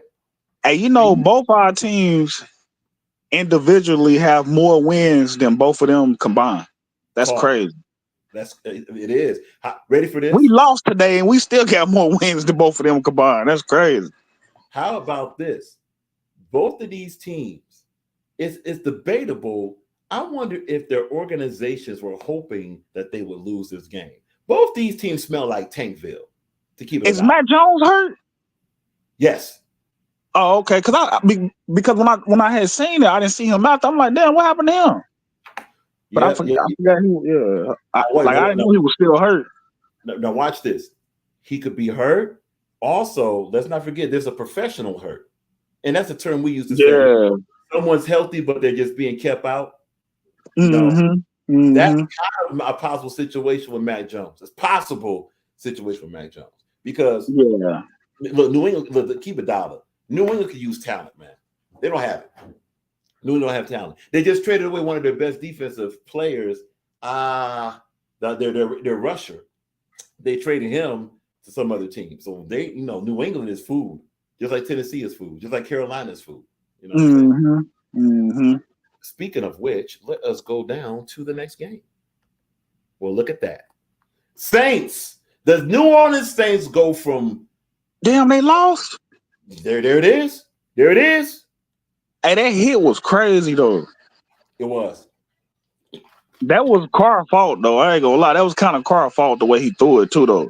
You know what I'm saying? He could have got that dude killed. Ready for this? That's the same type of pass that Trash Stafford used to throw Megatron. Yup. That's a fact. Keeping it $1. You know what I'm saying? And that's actually why he retired early. Bingo. So he said he ain't getting CTE. Yeah. So for those that ever want to know, well, why you diss Stafford? Stafford was a former Lion. Because, man, the guy was all fluff, no substance. Yeah.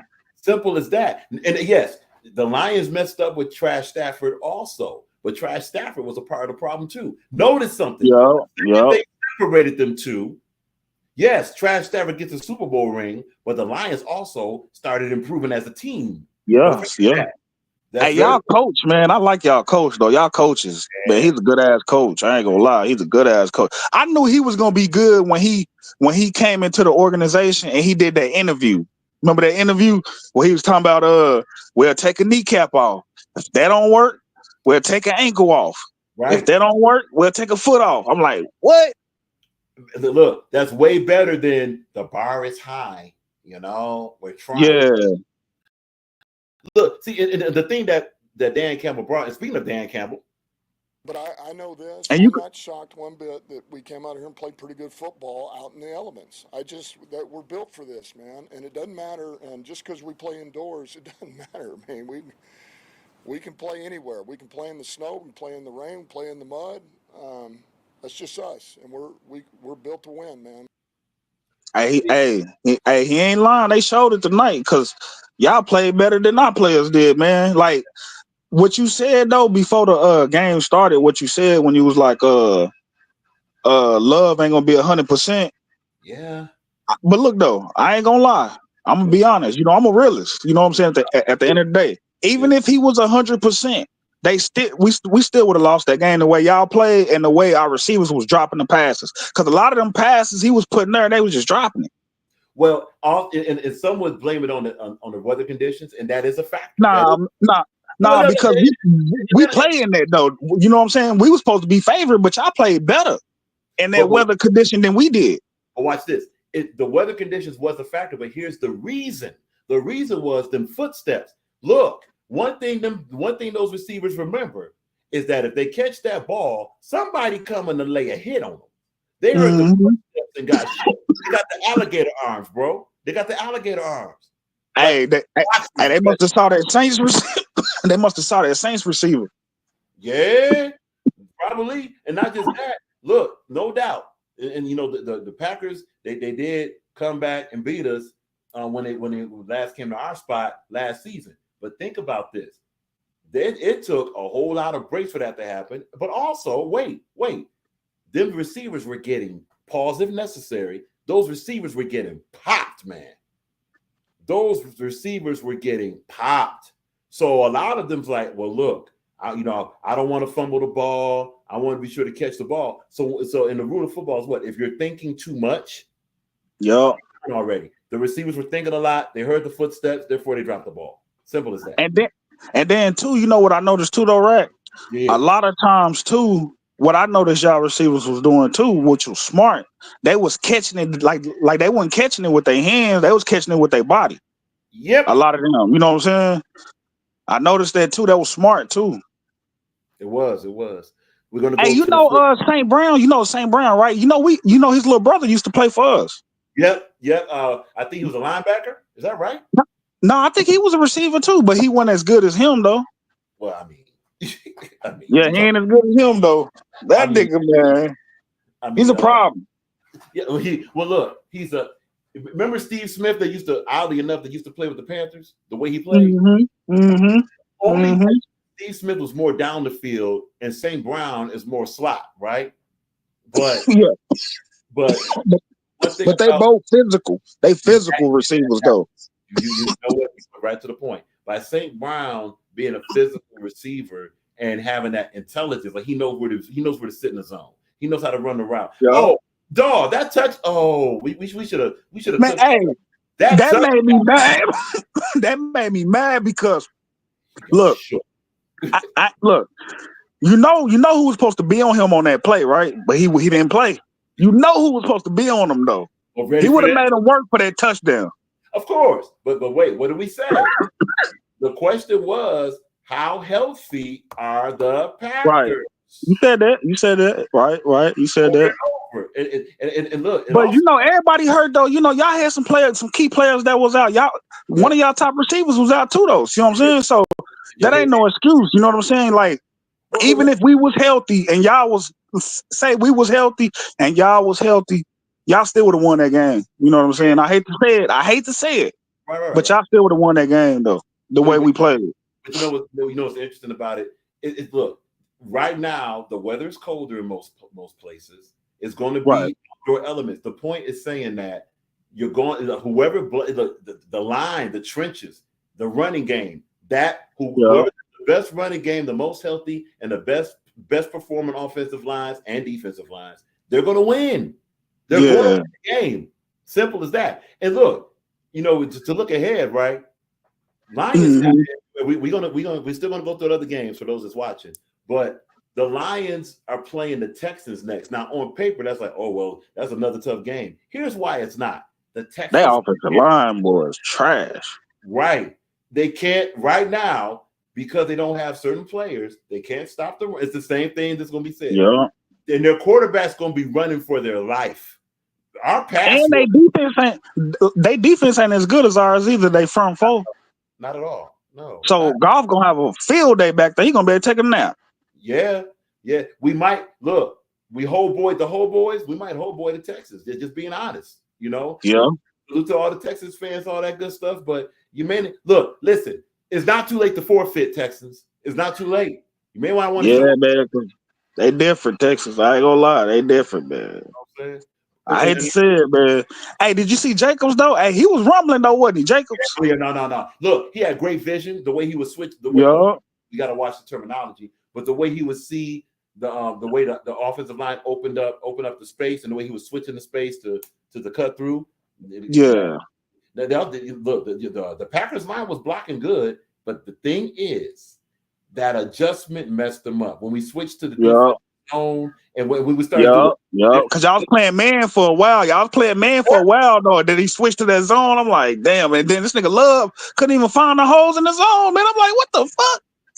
And look, what really did it, and see, one thing about it, there's a thing in football called pressure, not defensive pressure, but pressure of the game. The second, and it was, first of all, that was not the best play call. Your offensive coordinator played you toward the end of the first half. He be playing too conservative sometimes. That's the only thing I don't like about him. Sometimes he get too conservative, and then when he too conservative, Love, he try to do too much, and both of them don't mix, on the same play. Your quarterback trying to do too much, the coach is calling a conservative play, that don't mix. But see, that's a disaster. But even that screenplay was the wrong screenplay to call. It shouldn't have been to the side, bro. Yeah. Why are you doing that? And you're doing a screenplay. You're deep in your own territory. And you're calling a side screenplay. We got somebody. Hold on, my bad. We got somebody. Hey, Jacobs is from my city. Oh, straight. Didn't even know that. Yeah, went to the same high school. He was homeless. Him and his pops used to live in their car and shit. Yeah. That Sports Illustrated, I think, had that story. Yeah, that's real. He was really homeless. Yeah, but he from my city. Went to the same high school and everything. Salute to Brandon Jacobs. Just to acknowledge Terrell 76 Mayor in the building. Salute to Terrell. We got Miss Vicious, EMCMV, salute. Hey, Miss Vicious. Salute. The reason why the Packers lost is because of Miss Vicious. She did that too. Her fault. Nah, man, I think you and A-Dep jinxed us, man. I ain't gonna hold it, man. Y'all jinxed us. Y'all kind of jinxed yourselves, man. Look, y'all were in a trap, though. Y'all were in a trap because think about it. You had to play. You had to play Jordan Love. Well, salute to him. There's a local sportscaster that brought out, like, if the Packers were playing like the Titans or the Patriots or Carolina, they would have sat him, right? But yeah, I think they should have set him in the second half, though. I ain't gonna lie to you. But let's be honest. You sit him in the second half. You bring out Malik Willis, dude. You know what's gonna happen. Yeah. Hey, he 2-0 though. He 2-0 as a starter, and the games he been in there, he been having the highest QB rating amongst quarterbacks. Here's the problem, like, because he can get out that pocket too, though. You know what I'm saying? And then like he's like the unpredictable. That ain't our secondary. Get that against. Yeah. Okay. So, but here's the deal. So he would have had some scramble points, and look. Okay, hold on. Let's hold that. We got Jacksonville, Philadelphia, right? Salute to well, probably what 50% of this community is. We Philly. still would have lost though, Rack. I ain't taking that away. We still would have lost though. You know what I'm saying? The way y'all played, because y'all played all around good. Oh, no doubt. It was a well-coached game. But now for Philly, so Philly beats Jacksonville. We knew that was going to happen. The question for Philly, is this style of ball you're doing against Jacksonville? Is that going to be? Let's see who Philly plays next, real quick. Because Philly right now is trying to be sure they're not only getting the playoffs, they're trying to go for the division. Now they have a good record. Now they're 6-2 now. Okay, cool, 6-2. Let's see their schedule. Oh yeah, the Commanders is leading that division. I think the Commanders is 7-2. The correct. That's also correct. Yep, because the Commanders beat the Giants. Commanders beat the Giants. Yeah. Right. It's right here. Here you go. There's the standings right there. Toward the can we scroll up on that? These are the standings for the NFC East. Yeah, right there. So you have the Commanders 7-2, Philly 6-2, and you have the other two that don't matter because they're not going to do nothing. All right, cool. Nah, that's over with. Oh yeah. They should look forward to next season. So let's take a look at the Philly schedule, and the reason why we're doing this.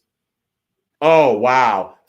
Look who Philly play next, man. Philly, if you don't destroy the whole boys, man. Oh yeah, Philly by 14 but for some reason though, Rack, at them division games like that, when the team be weak like that, them be kind of tough games though. Well, watch this though. It's not just the division game. Think about this. Dak Prescott's injured. They can't run the ball. Oh yeah, I forgot. Hamstring, right? I forgot about that. Yeah, you right. And no matter how Dak Prescott recovers, right? He's still Philly. One thing Philly does do well is rush the passer, and that Dallas offensive line is just not impressive. So Philly should win the game. Now, will it be the blowout like 20 points or no? In this NFL, will it be a 17-point blowout? No, probably a 10. It should be at least be a 10. But what Philly got to think about doing very fast. Oh, by the way, Philly lost AJ Brown. What? Yep, AJ Brown got injured today. Hold on, what? Like what? Like out for the season? No. Just like I think he sat down the rest of the game and not mistake. We're gonna take a look at it. Hold on one second. Okay.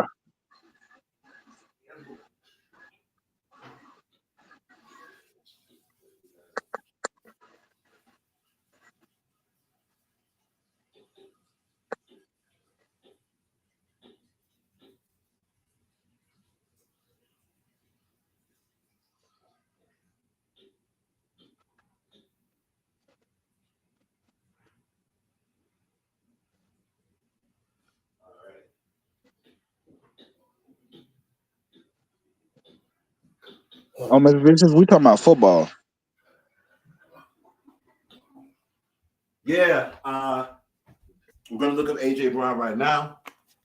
And the only thing about him, Rock, he's an elite receiver. He just don't never stay healthy. Yeah. He don't never stay healthy. And they say the best ability is availability. Talk about it, especially with Philly you know, whoever's in the NFC East, they may be in a position to where they're gonna have to win that division to go to the playoffs. So this is not the right moment to be injured. It's not it. It's not it. Let's go to injuries real quick with Philly. Looking for that. Oh, they don't have it listed yet. Okay. Yeah, so they'll probably list tomorrow. Yeah. I mean, because Darius Slay been out. That don't. Yeah, man, I know he got hurt. Yeah. AJ Brown got now. It may not be as significant as it was when it was announced earlier, but yeah, AJ Brown did get hurt in that game against the Jags. So that's the only question for Philly. But Philly has a strong chance to keep pace with Washington. Because look, if Philly's going to have to beat Dallas, because look who they play next. This is Philly's schedule right here. They play the whole boys, then they play Washington. So look, it's the smart thing for Philly to do, if they can do it, beat the whole boys, leave no doubt before the first half. Sit down your starters so y'all can be rested, because Washington coming. And look but here's the problem with Philly. Look at the rest of the schedule. They got Baltimore too.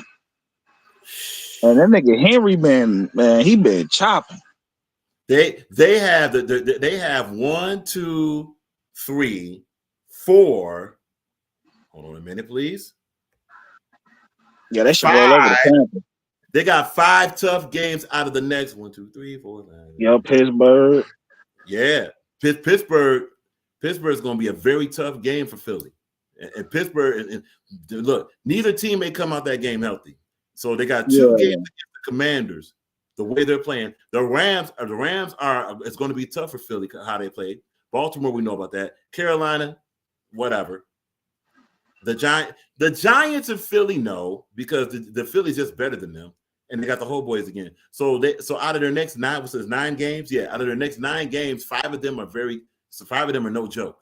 So Philly's going to have to really get so they got the yards to rush, they got total yards per game. Their passing is a little bit down. Their defense can stand to get better. And honestly, that's about it. Get better. How many you think they're gonna win out of the 5? Out of those 5 tough games? Yeah.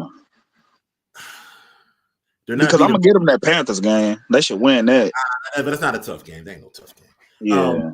If we look at the Commanders, the Rams, and the Giants, and Baltimore, these 3, Philly is probably going to lose at least one of these. They're losing the game to the Commanders. They're losing. No, wait, hold on. That's at Philly. Philly still will probably lose this game to the Commanders. I'm gonna say the Ravens. I think they're gonna beat the Commanders. I think they're gonna beat the Rams. I'm gonna say the Ravens gonna get them. I'm gonna say Pittsburgh might get them too, because Mike Tomlin, man, he be having them ready. So if we look at it like this, I don't know, that Rams game on the road, man. They got to go to LA. Yeah, I just seen that too. Yeah, I don't know. And Philly, they won today too, didn't they? So what? They won today too, didn't they? The Rams beat the Seahawks. Yeah, that was overtime. The Rams beat the Seahawks in overtime. Yeah. Yeah. So the Rams, they're inconsistent, but they're still tough at home, is what the point is. So the Rams is probably a loss. Ravens is probably a loss. This, I honestly don't see this being okay. Let's say we call the Commanders games a split. They're gonna split that, right? Yeah. That's how that works out. The Pittsburgh game, that's at Philly. So we'll see. That's a 50-50. This is a 50-50. So it's 1 loss, 2 loss, maybe 3 losses out of them 5. But what's funny, if they lose those 3 and they win the rest, they should be in the playoffs. How far they'll go in the playoffs? Probably not very. Now wait, I take that back. That depends on matchup.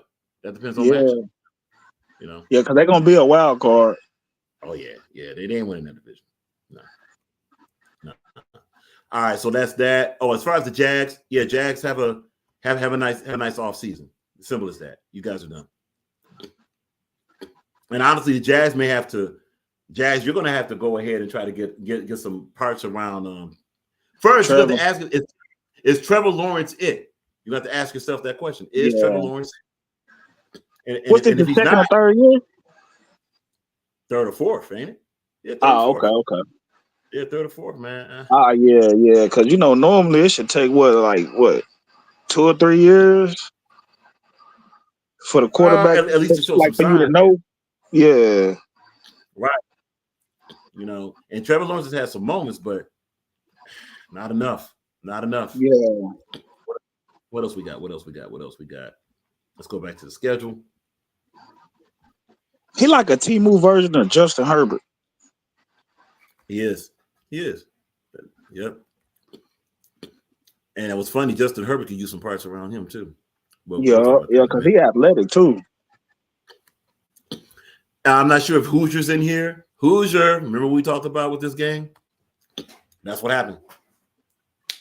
Yeah, the Colts lose to the Vikings. I mean, to keep it $1, the Vikings at home, especially with the bad taste in their mouth. And look, the Vikings got to keep pace. So you kind of ran into a buzzsaw. The Colts had the early lead, but again, the Vikings have more ways to beat the Colts than the Colts had to beat the Vikings. That's what it came down to. The Colts are not a horrible team at all, and the Colts have the luxury of playing in like a weaker division, so maybe they can get to about 10 wins. Maybe they can go ahead and debate to try to get in the playoffs. Maybe, but the Vikings, the Vikings right now, honestly, are trying to prepare themselves to face the Lions again. Also, they want to get their lick back from the Packers. So that's what's happening in the NFC North. Yeah. The NFC North basically is like, look, we may not, outside of the Lions, we may not win this division, but we got to be sure. And we got to go here now since we said NFC North. And we all three might make the playoffs though, except the Bears. Yeah, except the Bears, 100%. Bears, what's your problem, man? Yeah, that's yeah. Bears, did y'all want to play football today? What happened? That's not acceptable, man. First and foremost, this game is not even worth breaking down. This game, I thought we looked bad, dude. These Bears basically came off that. I don't know if it was a travel situation or whatever. They were a step behind the Cardinals all day long. That's the whole game.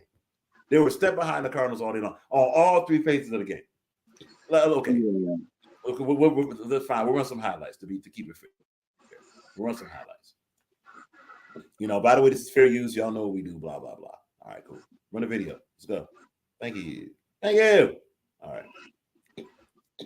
Here we go. Initially looked like he was going to run. Now he's just running for his life. Throws it and makes the connection. That's cool. Oh, Dunze for 17 yards. That's rookie to rookie for the first down.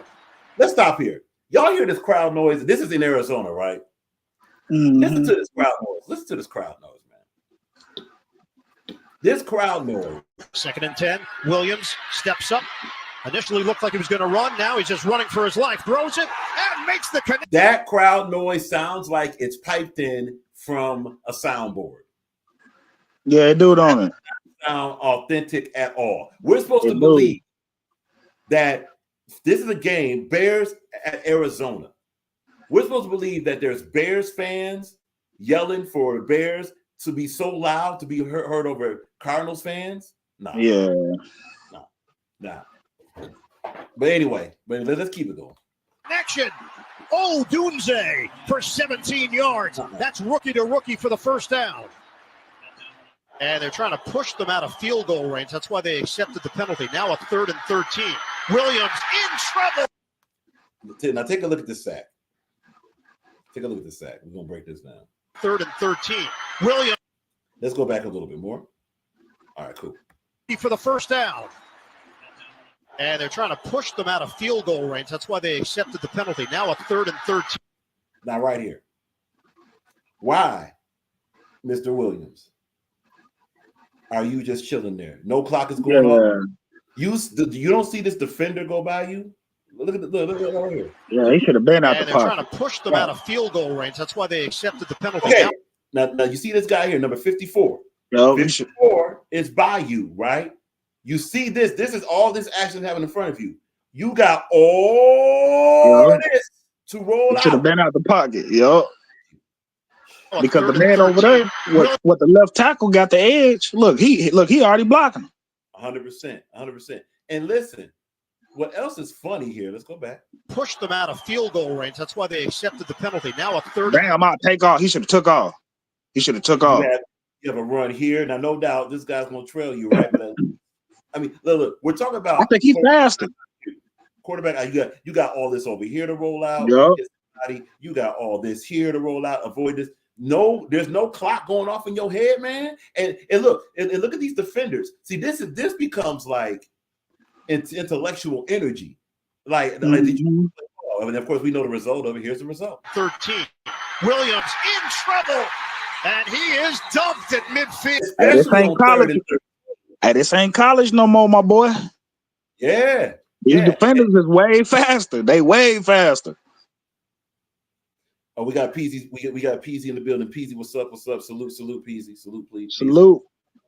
Peasy mentions great win by the Lions. Yeah, man. Yeah. Lions are the number one team. They're hot. They're hot right now. I hate to admit, I ain't gonna lie, man. I think y'all can beat the Chiefs right now. I ain't gonna lie. Ready for this? The last 2 seasons, the Chiefs have not beaten us. Last 2 seasons, the Chiefs have not beaten us. And that's whether here playing in Detroit or playing there. They have not beaten us. So we only beat y'all twice, man. We got a 2-5 record against y'all. Right. With Dan Campbell.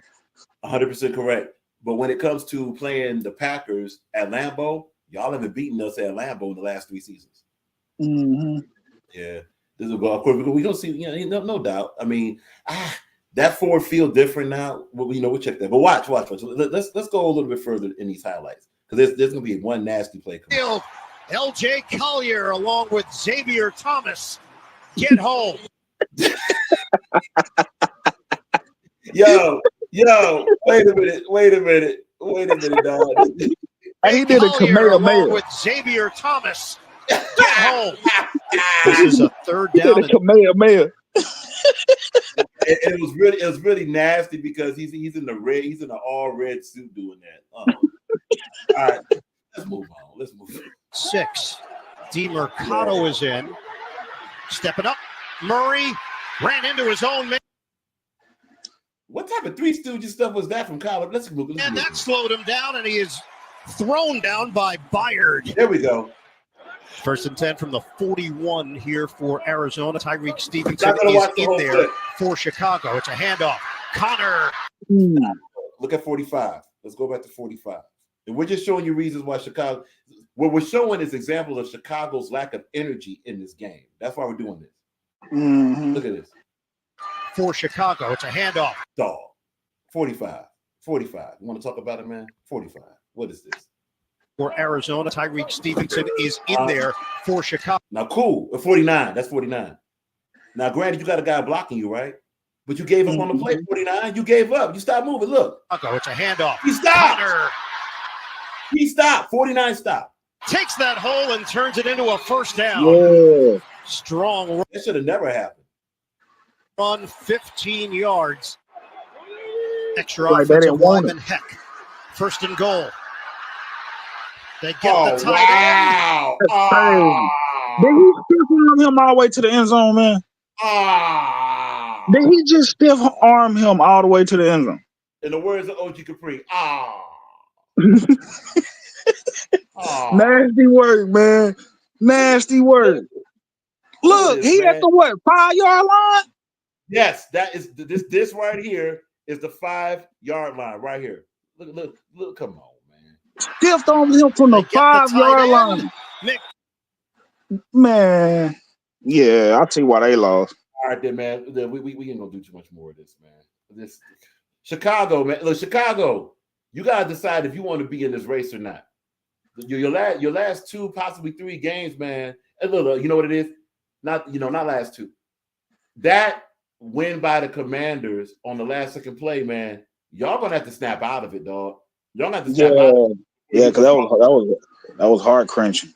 Yeah, man. Y'all have to wake up, man. So coaching, get your team. Simple as that. Get your team, man. Come on, Chicago. You gotta be better than this. You gotta be better than this. Y'all didn't show up, man. Simple as that. Y'all didn't show up. Mm-hmm. We talked about the Rams. Yeah. We talked about the Rams Seahawks. Yeah, this is an overtime right here. This is overtime. This where Trash Stafford through the overtime pass. Rams Hey, win. you remember when Geno Smith got his jaw broke? Yeah.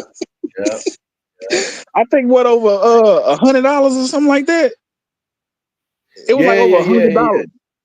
Yeah, because like the dude, I think he had owed somebody, a teammate, a lineman, like $100, and the lineman asked for his money, and Geno started putting his finger in his face, and then the dude like broke his jaw. Look, man, and that's where petty gets you, man. That's what. Look, dog. You look. We ain't trying to count nobody's pockets, but if you are an NFL athlete, and yeah, no doubt against the principle and all this stuff and yada yada, but you gotta ask. And this is just a life lesson. Ask how much of this negativity is worth it, man. Just ask that. You like over $100, and you probably got $100 somewhere stashed that you don't even think about. And you got your jaw broke over. Like he broke his jaw. And look, and to get that jaw right, and you messing with your career, messing with games, it's gonna cost you way more than $100. Yo. Hey, King Cole, what's up with your team though, King Cole? Fire interview. We're talking. It's just fire interview. Hey man, Cole, don't feel bad, man. I'm with you, man. We'll bounce back next week, man. Well, we got a bye week, so I'm glad, man. We need to get healthy. We got a bye week. Boy. Yeah, man. Get healthy as soon as possible because we're gonna take a look at the game right after this one. But all jokes aside, look, this is Baltimore with their season on the line. That's all. And let's be honest, Baltimore, as far as their talent base, as far as their coach and all this stuff, they're far ahead of Denver. This was supposed to happen. This game's at Baltimore. And they got Derrick Henry too, man. He a cheat code. He is. That dude is a cheat code, man. Yeah, but wait, and see, that goes back to the statement about whoever got the best running game with the best offensive line. Now, Baltimore's offensive line is cool, and it's actually, I take that back. It's good. My bad. It's good. But, of course, you got Derrick Henry running behind it. It takes it up a notch, right? Hey, you know the funny thing, right? Hey, you been preaching this, for about 2 weeks now, right? Mm-hmm. About 2 weeks now about the running, how important the running is, you know what I'm saying? And we know how important the offensive line is. And then, like, this week, you see everything they played out. Like, the teams that won had a good running day. The teams that lost, offensive line was trash. Yep. And look, to be clear, a lot of this is not for football forever. It's for football for this season. Yeah. Hey, Peasy, that dude, you know how. Look, speaking as a football player, man, when you want to go back to the sideline after getting face palmed for 5 yards to a touchdown. Yeah, that's crazy. I mean, my man. Yeah, they didn't want it. He didn't even want to be out there. You could tell. Not at all, because what's the rule with stiff arm? Stiff arm come, you're supposed to fight through that. Get your hand up, man. Get your hand up. Yeah. All he had to do was swat it. Right. Swap the hand, pop the elbow up, pause if necessary. Yeah. Fight. In other words, fight. There's no fight in Chicago in those highlights we showed. None. Luke Kane, get your team. Get your team, bro. Speaking of teams, now we come to lovely. Damn. Look, God damn. And keep in mind, for those that I should have been asleep, man. I should have been asleep. Player. And look, don't let this 24-14 deceive you to thinking that, it was worse than that. It was worse than that. The 14, that was garbage time points. I ain't gonna lie. That was garbage time points. Because for the majority of this game, it was 24-6 all the way to the middle, maybe a little bit. No, it was 24-3. No, it was 6. It was 6. Remember the other field goal in the third quarter. It was 24-6. Yeah. We didn't get the other field goal to the second half. Yeah. Right. So, and look, here's what you should do. Okay, let's go ahead and click on it. We just want to show you the quarters. We ain't gonna go crazy. Take a look here. All right. You see now, for those that's not used to reading a chart like this, all right, these are quarters. First quarter, second quarter, third quarter, right? These are points scored by team, right? The Lions in the second quarter outscored the Packers the whole game. That's all you see. Hey, but you know something, right? You know what I didn't know either, though, about my team, though? You know how they had a lot of drops today, right? We the third team that leads the league in drops. Yeah. So that takes so you're right. So that Like, takes the period. narrative away from that takes the narrative away from weather conditions then. Yeah. And I also want to show you something with stats because Blunt brought up something that's very, very well worth noting here. Here we go. Cool. All right, get there. Man, that was for those crazy. that want to follow along, you're more than welcome. This is Yahoo Sports. This we get all our information from Yahoo Sports. We use Yahoo, not ES Satan. Simple as that. All right. Yes, sir. Yes, sir. Yeah, because you see Yahoo guys are really, really broken down here. Let's go to Okay. Let's I'm gonna go need the Vikings to lose next week, man. Oh, so straight. Say what? I'm gonna need them Vikings to lose next week. Who are they playing? I don't know. Whoever they playing, they need to lose though, because they just took the number 2 spot. You know, they're half a game ahead of us, a half a game. But actually, it may not matter because if y'all, but they don't have to. Y'all got to get a split against them no matter what. Y'all got to get your lick back against them. I mean, no doubt, both Minnesota and Packers looking at us like, now we got to get revenge. That's cool, but y'all got to take care of each other. Pause if necessary. You know what I'm saying? Yeah, we're gonna get them out of here though. We're gonna get them out of here, and then we're gonna see y'all in December again, man. December 2nd or 3rd, I think we're gonna get our revenge. Yeah, that's gonna be the first weekend. And honestly, if you don't have a fully healthy team, it's gonna. That's what we need, man. We're gonna need it. We're gonna need it. The style of play speaks for itself. We were trying to get stats for this game. Look at them numbers though. Yeah, these are season stats for those that's interested. So look. Goff, 1840 yards. That's probably for a starting quarterback. That's probably toward the lowest, right? Now look, you see the rushing yards, right? We're about halfway through. Gibbs on pace for 1,000 yards. So is Montgomery. All right, that's 2 right there. Receiving yards, St. Brown is about on pace for 1,000. He'll get that. Yeah. Now here's what's scary. By the way, we got breaking news. It's not breaking news, but it's pretty much breaking news. Aiden Hutchinson, who's injured, still leads the team in sacks, but look who's catching up. Aleem McNeil, Nowatzki, Rodriguez, and also, here's the breaking news. I'm going to go to it right now. There's the news. They better show it, too. Oh, boy. Oh, they're not showing it? No? Well, the news is this. We'll even do this. They just showed it. You saw it. Boom. Here's the breaking news. Hold on, what? Yep. You see it. Y'all got Zadarius Smith. Zadarius Smith is basically a lion. Man, nah, that ain't even right, man. We used to have that nigga, man.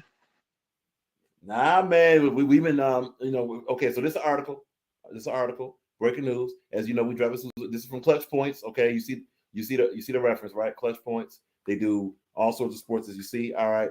NFL room. Now it may say rumor, but read the underline. Are reportedly close to pulling off a trade with the Browns for Zadarius Smith. All right. And he a monster too. Pro bowler. Yeah. We had him with Preston Smith. We used to call them the Smith brothers. They was wrecking havoc. Right. And he, top 5 in sacks? Yeah, he's top 5 in sacks right now. Damn. Yeah, we're gonna have to be healthy, man. I'm glad we got this bye week. Now, so here's the part right here. He has a track record of bringing down the opposing. Okay, and with Detroit's pursuit ramping up, reports have suggested. Here it is. So this one takes it above a rumor. Reports have suggested. Come on now. Reports have suggested that a deal will be completed over the next day or so. That means by Monday, Zadarius Smith is a Lion. Damn. Yeah. Man, I hate to hear that. Yeah, man. And so it just got dark. It just got more dark for the NFL. Because that was the one. I'm glad we got this bye week, man. I've never been more happy to have a bye week. Oh, man. Oh, we didn't share the screen? Let's share that screen. My apologies. Let's get back to there. Here's the report. Here is the report. Damn. And look, and you know something? I didn't even know he was with Cleveland. Well, that's because Cleveland ain't been doing nothing. Yeah, because what? They got him from the Vikings. Didn't he go to the Vikings after he left us? Right. Yeah, so I think they got him from the Vikings. Correct. Oh, is Darius Smith already talking? He's like, yeah, I wouldn't mind playing with the Lions because I want to see those teams I used to play with. So Man, I hate it, man. Because I already know how that nigga gonna play when he play against us, man. Yeah. Oh, man. And he was mad too the way he left. Yep. PZ's Buckethead mentions, yeah, they're working on a trade. That's 100% correct. And look, if people don't, if those that's watching say, well, I don't know if this is the most credible source, no problem. Check out for those that do ES Satan. Check out Adam Scheffler. Adam Scheffler Clutch points normally legit. It's super legit. Yeah. Clutch points is zero joke. Like they're people talk about Woj, what Woj used to do. Clutch points had a lot of stuff before Woj had it, and that's straight up. Oh. That's straight up. So but just for the audience sake, everybody got what they got. Salute to that.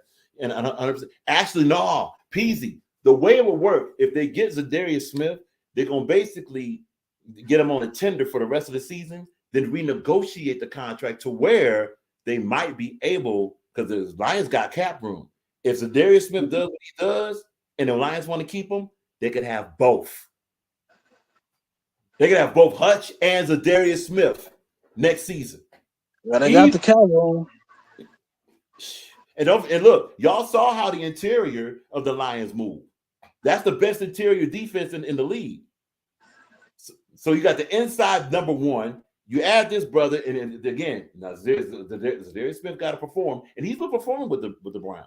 It's just the Browns ain't nothing, Yeah. Now the only thing that this article didn't quite say, or is quite mentioned, is what's the exchange. Let's take a look. See if we can find that exchange. Okay, Lions are good. At this point, expectation there'll be more to talk. Okay, and that's Mike Floor. Okay, we're looking for the exchange. They're not going to list it. So what this means, usually when they don't list an exchange, that means a low draft pick. Don't be surprised if all the Lions listen. All the Lions probably have to give up is a 4th or 5th round draft pick for Zadarius Smith. He must have want to be there no more either. You don't. Yeah. Because look. Okay. Zadarius Smith probably was happy to be there when he said, "Oh, well, we got Deshaun Watson, we got a running game here. We're in a tough division, but I could go ahead and even that out. We'll be competitive." Then what happened? Deshaun Watson been garbage juice. The running game is what it is, and now the team is falling apart. So now he said, "Whoa. This ain't what I signed up for." Right. In the words of Moneybags, I ain't signed up for this, man. So he's like, well, who want my services? Oh, wait a minute. I just saw Hutch go down. Hey, Detroit, what you want to do? Detroit's like, what? And look, because the Browns got to do something to move on from Deshaun Watson thing. That played them. They basically emptied the can, pause, to get Deshaun Watson. So they in trouble, man. Browns in trouble, Yeah. Hopefully the draft can help them. That's about all they got. So they're looking for draft capital, they're probably gonna get them probably like a 5th or 6th rounder. 4th or 5th. It's probably gonna be a 4th. But listen, what's so good about this, and this is what a lot of the outlets won't report. They'll throw out terms like 4th, 5th round. The Lions have multiple picks still in every round. Hello. So even if you give up a 4th round pick, you got another 4th round pick, and plus your team, your core, is basically still fresh, and they haven't even reached their prime yet. St. Brown ain't reached his prime yet. Hutch, when he gets healthy, he definitely hasn't reached his prime yet. We can afford. The point in saying is, we can afford to go ahead and trade some draft capital to go ahead and improve our situation for this season. We're nice. Yeah. We're nice. Straight up. Yeah, I ain't gonna lie. Okay, so let's take a look at this. Let's go back to this one right now. This and let's do this and do all of this that this is. All right. Now, as we look at schedule, we're taking a look at the Lions. We're going to take a look at the Packers schedule also. Let's share the tab. Cool. All right. Now, you take a look at the schedule after this. We got Houston, Jacksonville, Indianapolis, Chicago. We got at Blunt Mission. We got them. Yeah, So that's Thursday. Okay, we got y'all. We got y'all the 5th on a Thursday. Yeah. So that's a short week for y'all. That's a short week. Yeah. Because look, it's Long not as short we for healthy, us. man, I believe, man. As long as we healthy. Right. It's not short for We us. gotta be healthy, man. So if you look at these 4 games, break these 4 games, the Lions can win all these. Easily, actually. On paper, the toughest game should be Houston.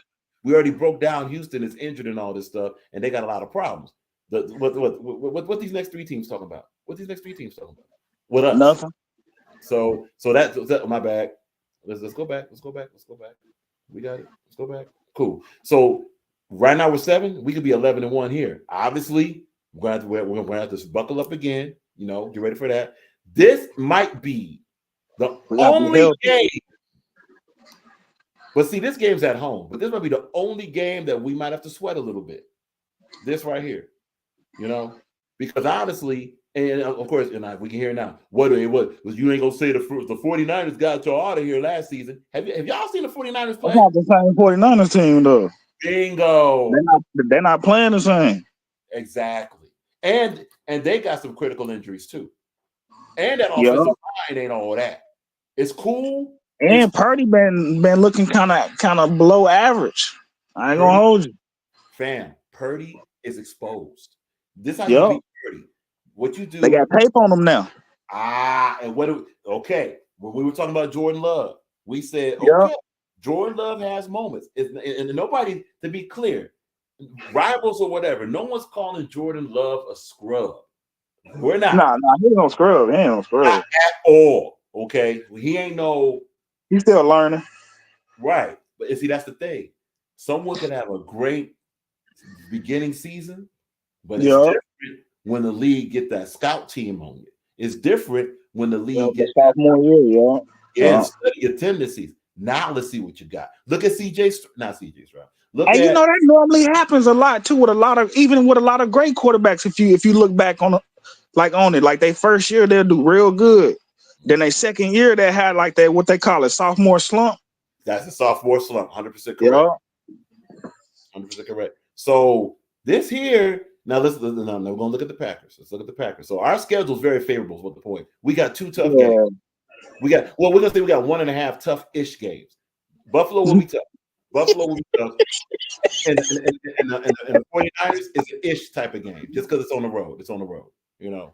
And keep in mind, it may not be as tough as it seems because all the tougher teams we got outside of possibly. Oh, that's a Monday night too. But we got Buffalo at the crib. Buffalo ain't been all that on the road like that. Not like that. Nah, so, Josh Allen, he tried at times he tried to do too much too though. 100%, and that gets him to the interception and stuff. Plus, it seems like we kind of on a silent revenge tour anyway. So there you go. Something to think about. Now, and both of y'all cornerbacks combined and lead the NFL in interceptions, right? Kirby Joseph, and what they got like 9 or 10.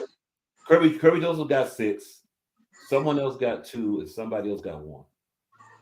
Yeah, but Kirby Joseph got 6. Oh, Kirby Joseph is definitely pro bowler. He pro bowler. Yeah, for sure, without a doubt. I mean, what are we doing? So what we're doing, we're checking the Packers schedule. Like we check, and no, we're not going to be doing everybody's schedule. Please don't ask us. With 32 teams, ain't no way. Yeah, and we are going to review that on Monday. All night. All right, so right now, this is not bad for the Packers. I mean, they after the bye week, they're going to smoke Chicago because who knows what that is. We can get them out of here. We owe the 49ers. We're gonna get them out of here too. Yeah, and that's good for the Packers. That's going to be at the crib, so they're going to want to go ahead and take the crib back. Miami is off. Miami's just not a good team right now. Injuries definitely, so they're not what they could be. Now, realistically though, I only see probably. Right, I ain't gonna lie to you. I only see one like y'all is probably the only. That's about it. Yeah. Wait. Watch this Seattle game because that's on the road. Ah, yeah, surely, yeah. It's not nothing to sweat, but Seattle's gonna be playing for somebody. You know, Seattle kind of weird at their spot. They're tough at their spot. Hey, let's hope Geno Smith don't owe none of his teammates $100 by then either. Hey, Get that job back again. if he does, that'll be good for y'all because he won't be playing. They're back super trash. So Yeah, because dude put him out for the season behind that too. I remember. I was cracking up. Yep. I paid over $100. Now, of course, you got to watch out for Minnesota.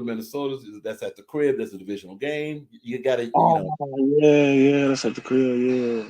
But New Orleans, no way. They have no shot against y'all. Chicago's No, we're gonna get them out of here. We're gonna, these two for y'all should be 2 wins. That's 2. You have a chance, definitely chance here. That could be that's a 50-50, but that could lean y'all way. This is definitely 3 wins against Miami. Sorry, Miami. Look, Miami, y'all have a good one, man. Y'all have a good one. And I don't even know why your quarterback is still playing football. But yeah, he need to retire, man. What he got, like what? 10 concussions in what, 2 years? He's had 6 concussions. And that's crazy. That might be too much. Oh, you said 5, right?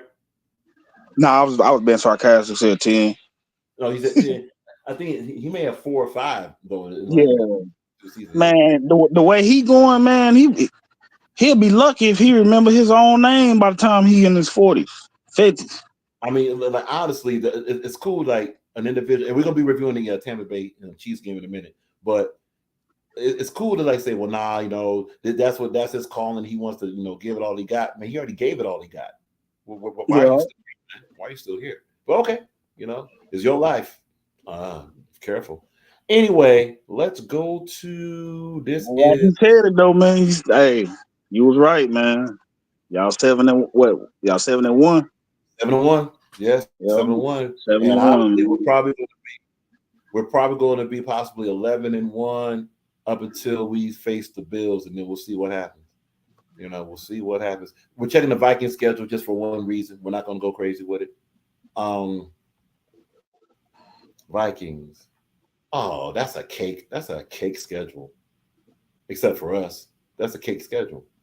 Oh, no, but the Vikings got to go to Seattle too. Wow. So they got 1.5 tough games left. Yeah. They play us at home, but we always play them tough though. Oh yeah. It don't matter where y'all two meet. It don't matter where y'all two meet. That's gonna be. But look at this. Look at this. That's a W. That's a W. That's a W. That's a W. I don't know the Arizona game though, man. I don't know. Kyler Murray might. They're playing Arizona at Minnesota. Oh yeah. Just like they're playing Atlanta at Minnesota. They're playing the Bears at Minnesota.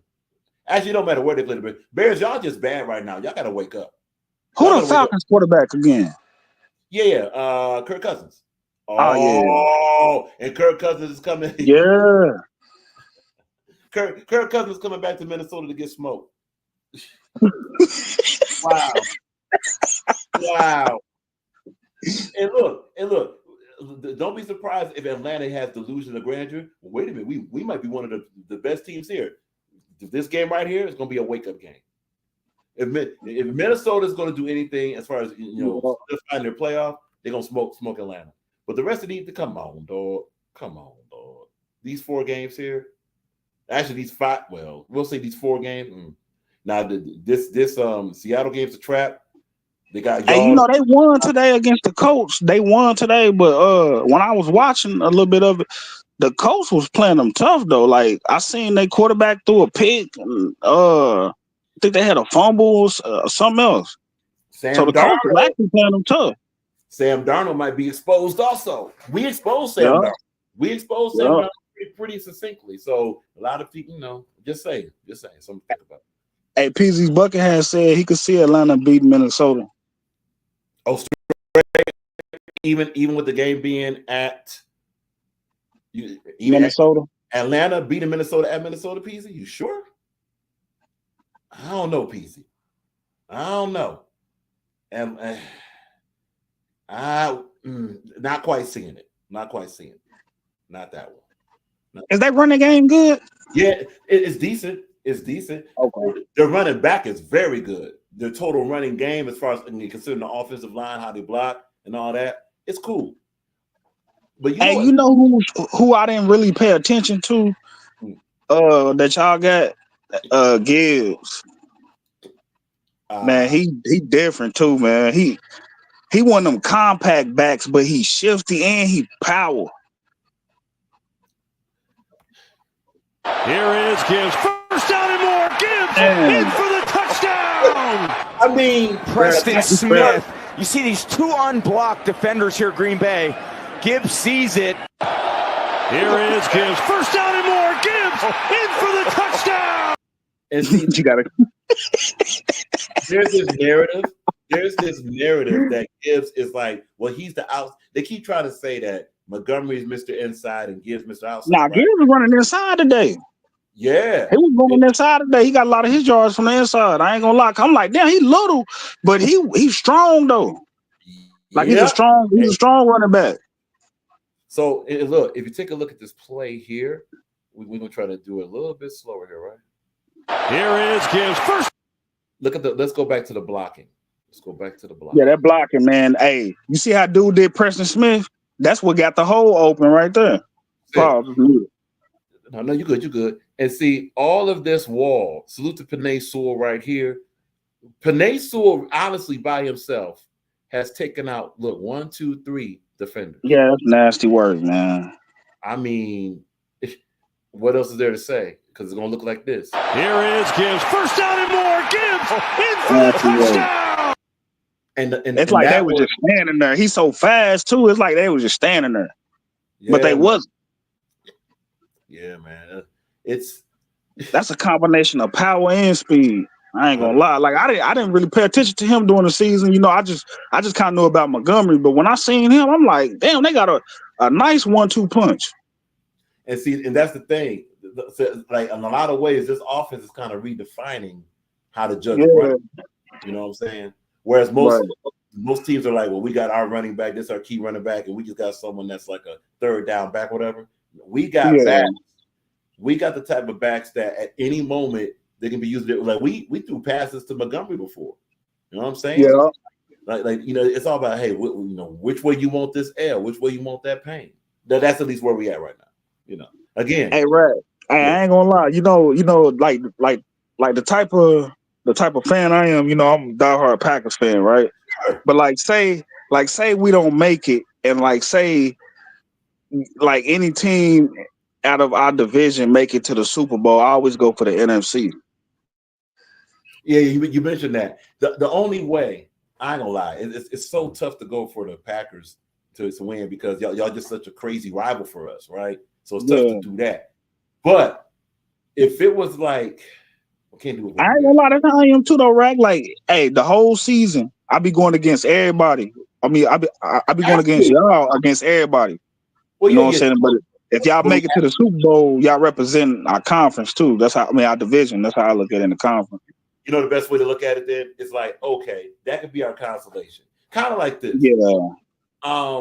Let's say there's no family teams. We already mentioned who our family is, as far as like Steelers, Raiders, you know, Washington, Giants, Lions, and Chiefs, right? That's our family. So let's say none of them are in the Super Bowl. We will rock with a team that's at least playing well and playing the quality football that is football. So like way back in the day when the Rams had Kurt Warner, they just playing, what we call pretty ball. Wasn't really rocking with that because it was one-dimensional. Respect to our ball, but it was pass. Pretty. When they had Torrey Holt was the man though. Torrey, actually, their pass. That's one of the greatest passing offenses ever. We know that. Yeah. It was just such a flimsy type of football to watch, even though it was effective. So we weren't rocking with that. So whoever played against them, we started rooting for. If I'm not mistaken, the Rams played against the Patriots once. I think they lost that, if I'm not mistaken. You know, so we're going with the Patriots, not just because of Tom Brady being from U of M, of course, but also because the Patriots have more of a balanced type of offense and a balanced type of team. Rams is all flash and dash. You know, it's like it's like window dressing in a lot of ways. But you know, of course, being a more mature football analysts now. There's substance to what they did. They would run. It's just it wasn't enough substance. We're gonna do a little bit of NBA for a minute, just to show this. Now we want to see these standings real quick. Of course, salute to the Pistons got a second win. Thank you so much. We'll take whatever we can get because we ain't gonna be getting much. You see that right there? Yeah, Tatum might be room to find that MVP. You know what I'm saying, for the MVP. But peep this though, real quick. Look, the only undefeated team left are the Cavs. Right now, after 7 games, now look, early returns. But the only undefeated team left in the NBA is the Cavs. That's crazy. Yeah. Now, what does that mean right now? Nothing.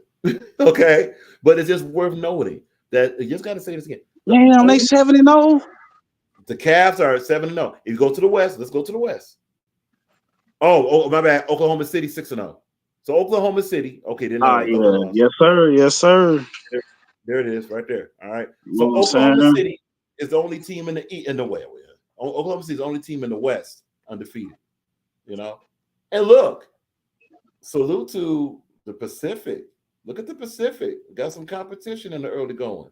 But it's odd. It's kind of weird that the Clippers are so low. But early returns.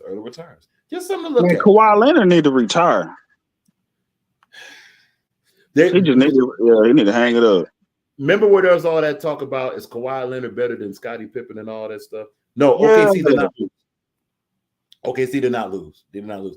Hey, honestly, Peasy, that's the reason why we went to the West to check it out, because it seemed like OKC lost the game, but they did not. So no. Now, as far as we're not going to do any like crazy questions right now, like who going to the play. It's under 10 games, dog. We can't do that now. But just look at the trends. Like Phoenix is at the top of the division. Well, that last Golden State was supposed to take a step back, but wow, look at them. Yeah. And it's odd that maybe Trey is in the early returns. Klay Thompson going to Dallas. It seemed to be working out. See that? Working out. Memphis is a lot higher than they were supposed to be. That's something to think about. The Spurs are Ja Morant back, right? Let's take a look. Don't want to talk about this out of the net. Let's see what we got. Let's go to roster. Now let's go to injuries, just in case they want to list it that way. All right, these are their injuries. They got a bunch. Ja Morant's healthy, so we got that. Okay. Let's see, Ja Morant. Ja Morant is a starting point guard. Let's see something here. Let's go. Yeah, he a problem. Nah, Ja Morant's in. Ja Morant is in. Yeah, Ja Morant's in. It's interesting how Zach Edey is their starting center and Brandon Clark is behind him. That's sad. Well, then again, wait, before we punch, as they say, too much on Zach Edey, the NBA is changing. I don't think, and a lot of people ain't reported. The NBA is going away from a lot of the offense can do whatever they want type of thing. So now, more physical basketball is slowly coming back. If people remember what Adam Silver said about that All-Star game, like Adam Silver wants to bring defense back. So, and not just Adam Silver himself, but his team. They want to make it competitive again, at least. You know what I'm saying? Right. Because let's be honest, before that, it was soft. So the point of bringing that up is that by it being that way now, you're going to see different players actually have careers now. Like a Zach Edey in the NBA about 3 seasons ago, he ain't talking about nothing because he can't shoot. Similar to that, he can't shoot. But now that you got more physical play, and when you have more physical play, rim protection means more. Rebounding means more. Defense means more. You know what I'm saying? So now Zach Edey, he can be a force inside, So that means he'll have a career now. So that's gonna bring the big man back, like kind of into the limelight. Yeah, and honestly, this whole NBA could use that seriously. Yeah. All right. As we look at the Southeast, this is kind of a lot of these teams are beatable. A lot of these teams are beatable. And look, bro, Celtics record 6-1. ready for this though? Now, if this don't surprise anybody, look who's at the bottom of the Central Division. It ain't Detroit. Damn. With Damian Lillard and Giannis? Well, Damian Lillard and Giannis, they have only won one game. That's crazy. Before the season started, you couldn't pay me to believe that. You couldn't pay me to believe that'd be 1-5 in these first 6 games. Dog. And who's the coach over there? Doc. Yeah, Doc. Yeah. Doc Rivers. So here go Doc. Where it seems like where Doc go is poison. Not getting along with these players. Right here. Here you go. Yep. This is 7 hours ago. This is from the Milwaukee Bucks. Look, here it is. Here we've seen this before. This as a Sunday, November 30th. Doc Rivers calls out players amid 5-game losing streak. Now look, how is this going to end? If Doc Rivers calling out players and talking trash about players, we're going to continue reading that. We ain't going to read the whole article. We just want to see the whole article. Oh, really? We got to do this? Okay, fine. We'll do this. Yippee-yi-yi. All right. Now, if Doc Rivers is calling out players, and you got all this investment in Giannis and Lillard, right? Who you think gonna last? And then here it is right here. We will read this. This sums it up. He about to be gone. Watch this stuff.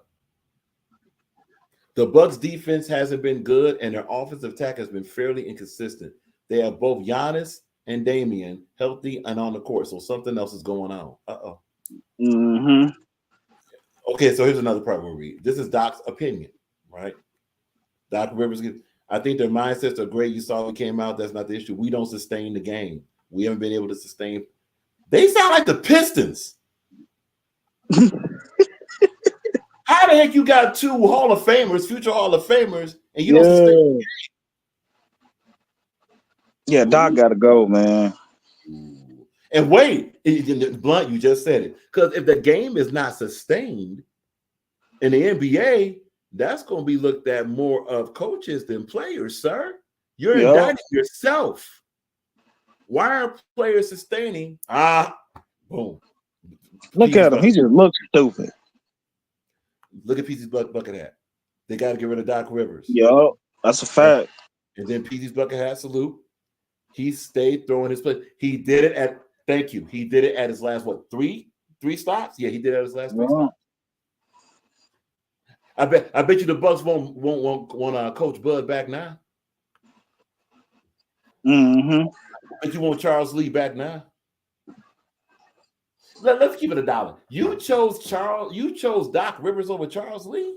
Yeah, that's crazy. That's crazy.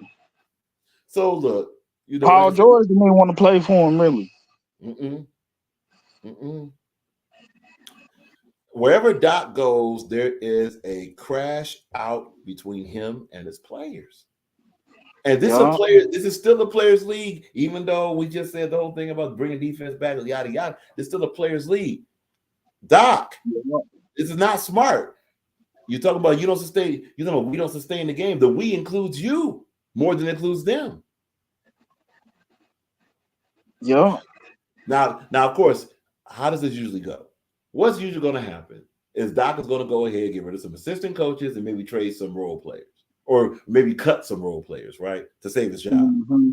But watch, here's the other side of it. If that happens, that means the next people you bring in, they're gonna, immediately the eye is going to be on you to go on a winning streak immediately. Yeah. And if you don't, Doc, get out of there. All right, then. This is not complicated. NBA don't really change like that. And so for those that ain't keeping up, and look, most people, and that's cool. And we're not really here for like people this, people that. But most individuals and most sports individuals like, well, I ain't really paying attention to basketball until the end of December. That's cool.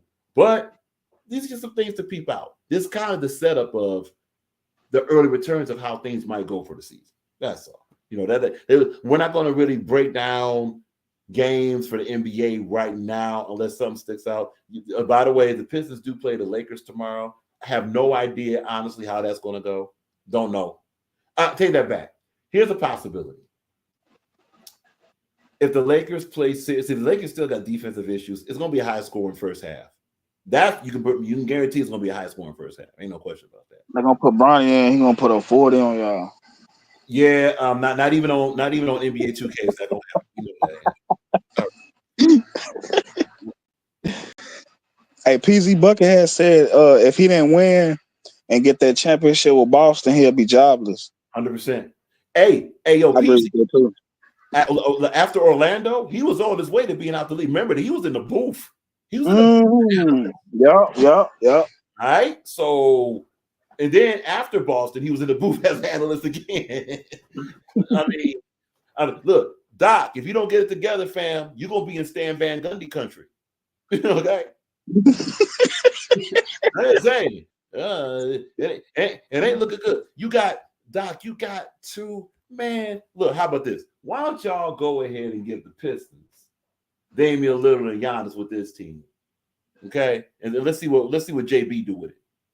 You know what I'm saying? Okay, look, we'll leave the Pistons out of it. Yeah, here go Barack again, whatever. Here, we'll give anybody, give Oklahoma City, Giannis and Damian Lillard with that team.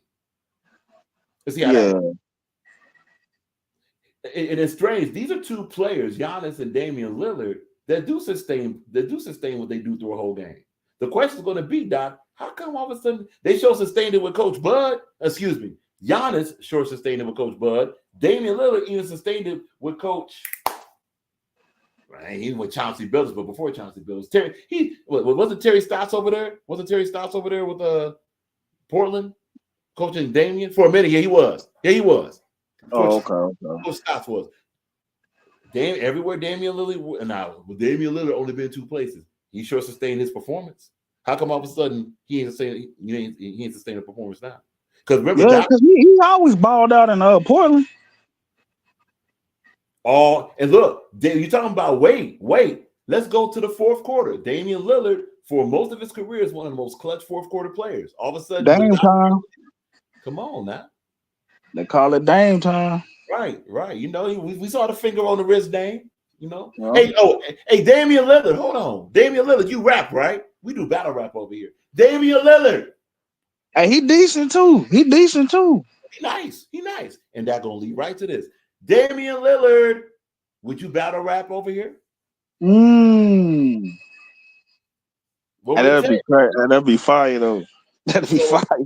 So salute to Adept, HNIC, Restore Order. Salute to Latin Pain that got bars over BS. Salute to Viral Money with Money Machine, all that stuff. With Backstory Battle League, with Backstory Battle League. Smoke. Yeah. You know, maybe contact Damian Lillard, get him on a card. He rap. You know, it wouldn't take him a lot. One round battle, obviously. Just let's really stir it up. Is it possible for the league owners, and we're talking about the league owners that actually produce battle rap? So no, we're not interested in the ARPs of the world. We're not interested in the Beasleys of the world. We're talking about people that put on battle rap. Okay, battle rap, not that other stuff. So for those, again, the Adepts, D Monies, Smoke, Latin Pain, OG Capri. Don't want to leave out OG Capri. You know what I'm saying? Because he got a car now. Is it possible? It is. And we're just brainstorming. We don't know. Maybe y'all know. Is it possible to get Damian Lillard on a card? You know, because he's nice, and a lot of rapping he does has some kind of battle rap over stuff. We may have to do a music review of Damian Lillard's. Yeah, you know what I'm saying? We have to do that. It won't be this live because we've been on for 2 hours and a half. But you know, we're just putting the ingredients in the stew. Is Damian Lillard possible to get on a battle rap card? You know, yeah, that'd be fire though. It would. That'd be fire. And then we'll even go further than that. If Damian Lillard gets on the card, who should battle Damian Lillard over here? Should it be Clip Corleone? What about Loso? One round battle. You know? Hey, innovate. Yeah, we got plenty of options. There's plenty of options over here too. And here's one option for someone that says they done, and rightfully so. We ain't gonna call this person a liar. Loso's still a liar though. Loso's still a liar. Anyway. But ref, would you battle Damian Lillard? That'll be fire too. Yeah, Peasy. Now watch. That's a good point. Damian Lillard is going to overprice himself. There's two ways to look at that. If it's a legit price, because you're talking about an NBA Hall of Famer, you're talking about one of them dudes, right? Super popular, all this good stuff, and maybe that increases energy, for playing under Doc Rivers. But whatever. All jokes aside, if it's a legit overpriced, then it's a legit overpriced. But if it's one of those overpriced to where, salute to Danny Myers, but if it's a Danny Myers type of duck situation to where like, oh, wait a minute, I see that smoke. My dog ate my homework type thing, so I want to overprice myself. It's one and yes, we know Danny Myers battle. Okay, fine. Still duck though. But fine. But the point is, it depends on if it'll be a legitimate overprice. And look, that'll be on Dame. We're just putting it out in the open. We have no inside information. We're just saying as an idea, is it possible? If it's not, go ahead, put your live up. If you want to call out Rock or call out whatever. Rock, you smoking crack, talking about David Lillard. Are you crazy, man? They ain't gonna have it. Or you just that's a URL battle, man. You want to respect URL, man? We're gonna get you out of here. Whatever. First of all, that ain't gonna happen. Second of all, it'd be nice if we did it. Yeah, nobody like URL going down like backwards. Look, dog, in salute to, like, we were in Crisis chat, and Crisis had a good topic about the bootleg, and actually Adept has an awesome. Oh man, let's highlight that real quick. We just want to show we ain't gonna go all the way through it. I think we have Adepts. We want to refer to Adept HNIC's Restore Order podcast that had an awesome thing about that. If we can find it very, very quickly, let's go to history. Let's go to history YouTube. Thank you for cooperating. You suck. All right. Let's see. It's probably gonna be way. Okay, so that's the Crisis one. Okay, we just want to. Yeah, this is it. So for those that's interested, and we're not gonna play it here because we're about to get off. But so the name of it is Mike P amidst the bootleg and battle rap events. URL cancels pay-per-view and sabotage your own business. This is an awesome Adept went crazy. I gotta check that out. Please check this out, because a lot of the points that the brother brought up are spot on in relation to bootlegging and also in relation to what URL has done in there. And look, and actually the way it starts with the title, Mike P admits, Mike P, when he was bootlegging battle rap events, and this is, of course, if not mistaken, and we're very silent on this, he was part of URL bootlegging battle rap events. And so URL is going to cancel their battle rap events and got the nerve to say, well, because of rampant bootlegging, we got to do this. So now, and this is to salute Adept's point, so you're going to punish not just the bootlegger, or you're going to think you're punishing not just the bootlegger, but you're going to punish those that are legitimately buying your event and say, everybody dies, basically. Mm-hmm.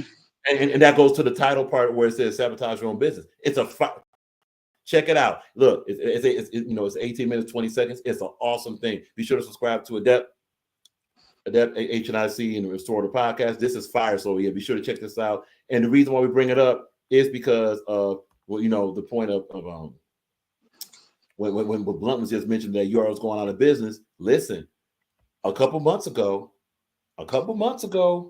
Jay Black Smack is on Champion. By the way, Champion's about to go away. Yeah. 2025. For those that don't know, if this is an exclusive for you, salute. 2025 Champion is going bye-bye. This is not according to Rock. This is according to Jay Black's own words, as posted on social media and in YouTube. So you have it on that format where Smack and Jay Black basically saying there ain't no money in battle rap. Battle rap about to be over. They're saying that. And keep in mind, this ain't just troll chat people or whatever or random whomever. You're talking about two of the main promoters of battle rap saying battle rap is about to be dead. Yeah, he did say that. I mean, what are we doing here? So, and the reason why we keep highlighting that is there is something to be said about other things for those that want. Oh, fire! J-Rock has an exclusive. Okay. Whoa. Wait. Okay, J-Rock, be a little bit more specific, but let's read the comment. Be sure to subscribe to J-Rock. J-Rock mentions November 18th is his next event. Click out online on several channels, R. Kelly, P. Diddy, and next adaptions. Okay, who's next event though? Which is? Just so we're clear. Because it says his next event. Are we saying a Def's next event or someone else's? Just to be sure we're rolling. All right, suit the J-Rock. But yeah, this is the reason why we're highlighting the whole death of battle rap per se. Is this is going to be an opportunity for those, if you want battle rap, if you're hearing this right now or you're involved, oh, that's a trial. But who's next event? Okay, let's read the comment. J-Rock, nah, 10 Rock, that's a trial. But so R. Kelly's a okay. Keep posting, J-Rock. Keep posting, just so we're clear. There's something lost in translation with it. But the point is, for those that want battle rap, if you want battle rap, get involved. If you want battle rap, get involved. Don't stop looking at URL as your goal. Seriously, URL about to be out of here. They said it. Okay, champion about to be out of here. They said it. Stop auditioning for something that's about to go. That's like trying to run into a Walmart that's closing, trying to buy their clearance produce food. You're going to get a sick.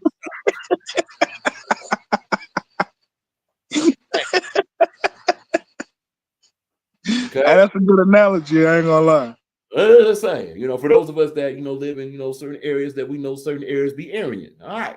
Yeah. But so if you want battle rap, it'll be up to you to have it because the whole pecking order is vastly different. Now there is GTX. Somebody might be appearing on GTX. We really can't say because we don't have all the info. But there's GTX. But that might be. It seems that might be kind of a quote unquote one-off type of situation. The RBE thing, you already saw the RBE thing. They doing stuff and they doing stuff in bando basements, dog. RBE is done. Okay. Yeah, I'm like, damn, they ain't living. They got the living room battle league now. Right. So that's about right. And when we say URL, we're not just talking about URL or RBE. We're talking about all their subsidiaries too. They're basically just floating around. Okay. Salute to Organic, who was basically saying where battle rap was going. That's the interview even before the J Black and Smack. Organic was basically saying like, this is the problem with battle rap, and this is the reason why even with KOTD, what they're gonna do is gonna be sporadic events. People are getting look at your media channels. Look at your media. We'll name them. Your Pirate Boy, your Angry Fans, even your Dark Sector people, whatever they are, whoever they are, y'all know them. Whatever. It's not about that. It's about, are they really covering battle rap like that? And the answer is they're not. You got Angry Fan over there. Angry Fan has done more posts about Caitlin Clark than he's done about rap. That's just an example. It's not about, oh man, you this an Angry Fan. I don't think I care less. We're just saying that the pecking order of battle rap is about to be vastly different and over. Seriously. Yeah, so, but Piper Boy been doing politics. Come on. And what's funny is, we're going to salute this part of it. We're going to salute this part of it. These are channels that told you what they were going to do. Man, look, battle rap dead. I'm doing something else. I'm not doing battle rap no more. You know what? I'm going to start doing this. They told you. They got lives that say it. Yep. So if you want battle rap, if you have a channel, whatever piece of battle rap you want to contribute, it'll be up to you to do it. For if you don't do it, it's about to be erased. Yeah. All right. So the smokes, where the smoke there's fire. Salute. Death, HNIC restore order. Latin Pain bars over BS. OG Capri. No Picks Battle League. The Money Backstory Battle League. The list goes on. The Ring. Excuse me. The Ring. How can we forget that? The Ring. It's gonna be up to y'all to keep battle rap going. Just be honest with you. It will be up to y'all to keep battle rap going. So for those that will get on these lists and say, okay, but what's the next step? Guess what? You're looking at it. So that means these steps are going to have to decide what their advancement is going to be. And look, all this is public information. If you don't want to hear from over here, I honestly don't care. This is all public. You look it up on YouTube yourself, and you break it down. Whoever's watching, battle rap is dying, and battle rap's about to go out of business. As far as traditional battle rap and mainstream battle rap is about to go out of business. And look, for the battle rappers that's going to hit up the IG, man, that's cap, man. Battle rap never going away. Okay, then. Take that up with Smack and Jay Black. Take that up with didn't ARP say he retired? From what? What did he retire from? Yeah. He a whole blogger now. And it ain't battle rap. Nope. But in blogging, let's be honest, on YouTube, actually, in this world period, your most effective way of promotion is word of mouth. The main word of mouth that gets out is not even the physical streets anymore. It's channels like this that get it. These are the promo vehicles. So if someone's using the promo vehicles to talk about something else, that's telling you what ain't getting talked about. Ask yourself the question why. Decide today, and very soon, if you care about, if you want battle rap, it'll be up to you. If you want battle rap, it'll be up to you. Do what you can do. But with that, what's that? LRBL? Living Room Battle League. Yeah, Living Room Battle League. They got the ramen noodles in the microwave next door, man. Come on. What's going? Oh man, salute to you, Rack, man. No, enjoy your little win, man. Cause on the 5th of December, we healthy, we getting that back. So enjoy it. Enjoy it this weekend. You know what I'm saying? Y'all deserve it. Hold on now. Y'all might be healthy, but by the 5th of December, we're going to have a Smith on our team, and we're going to go back. Yeah. Hey, bruh, it might be worse. It ain't too late to forfeit. It ain't too late to forfeit. Nah, we ain't gonna do that. You know that. Sure? You sure? We ain't gonna do that. Forfeit, you would have avoided this, though. You would have avoided that. Do that. Y'all got us today. But we're gonna get y'all the second game like we did last year. It's gonna be the same thing. Yeah, but we ain't gonna be that. All right, man. What? All right, man. And look, we're gonna be ready. Salute to all the sports fans out there. We will be doing more. We do this on Sundays. Yeah. You know what I'm saying? Blunt is the co-host of this. Salute to Blunt. Be sure to subscribe to Blunt's video. Why I keep saying video out of place? Be sure to doing the video.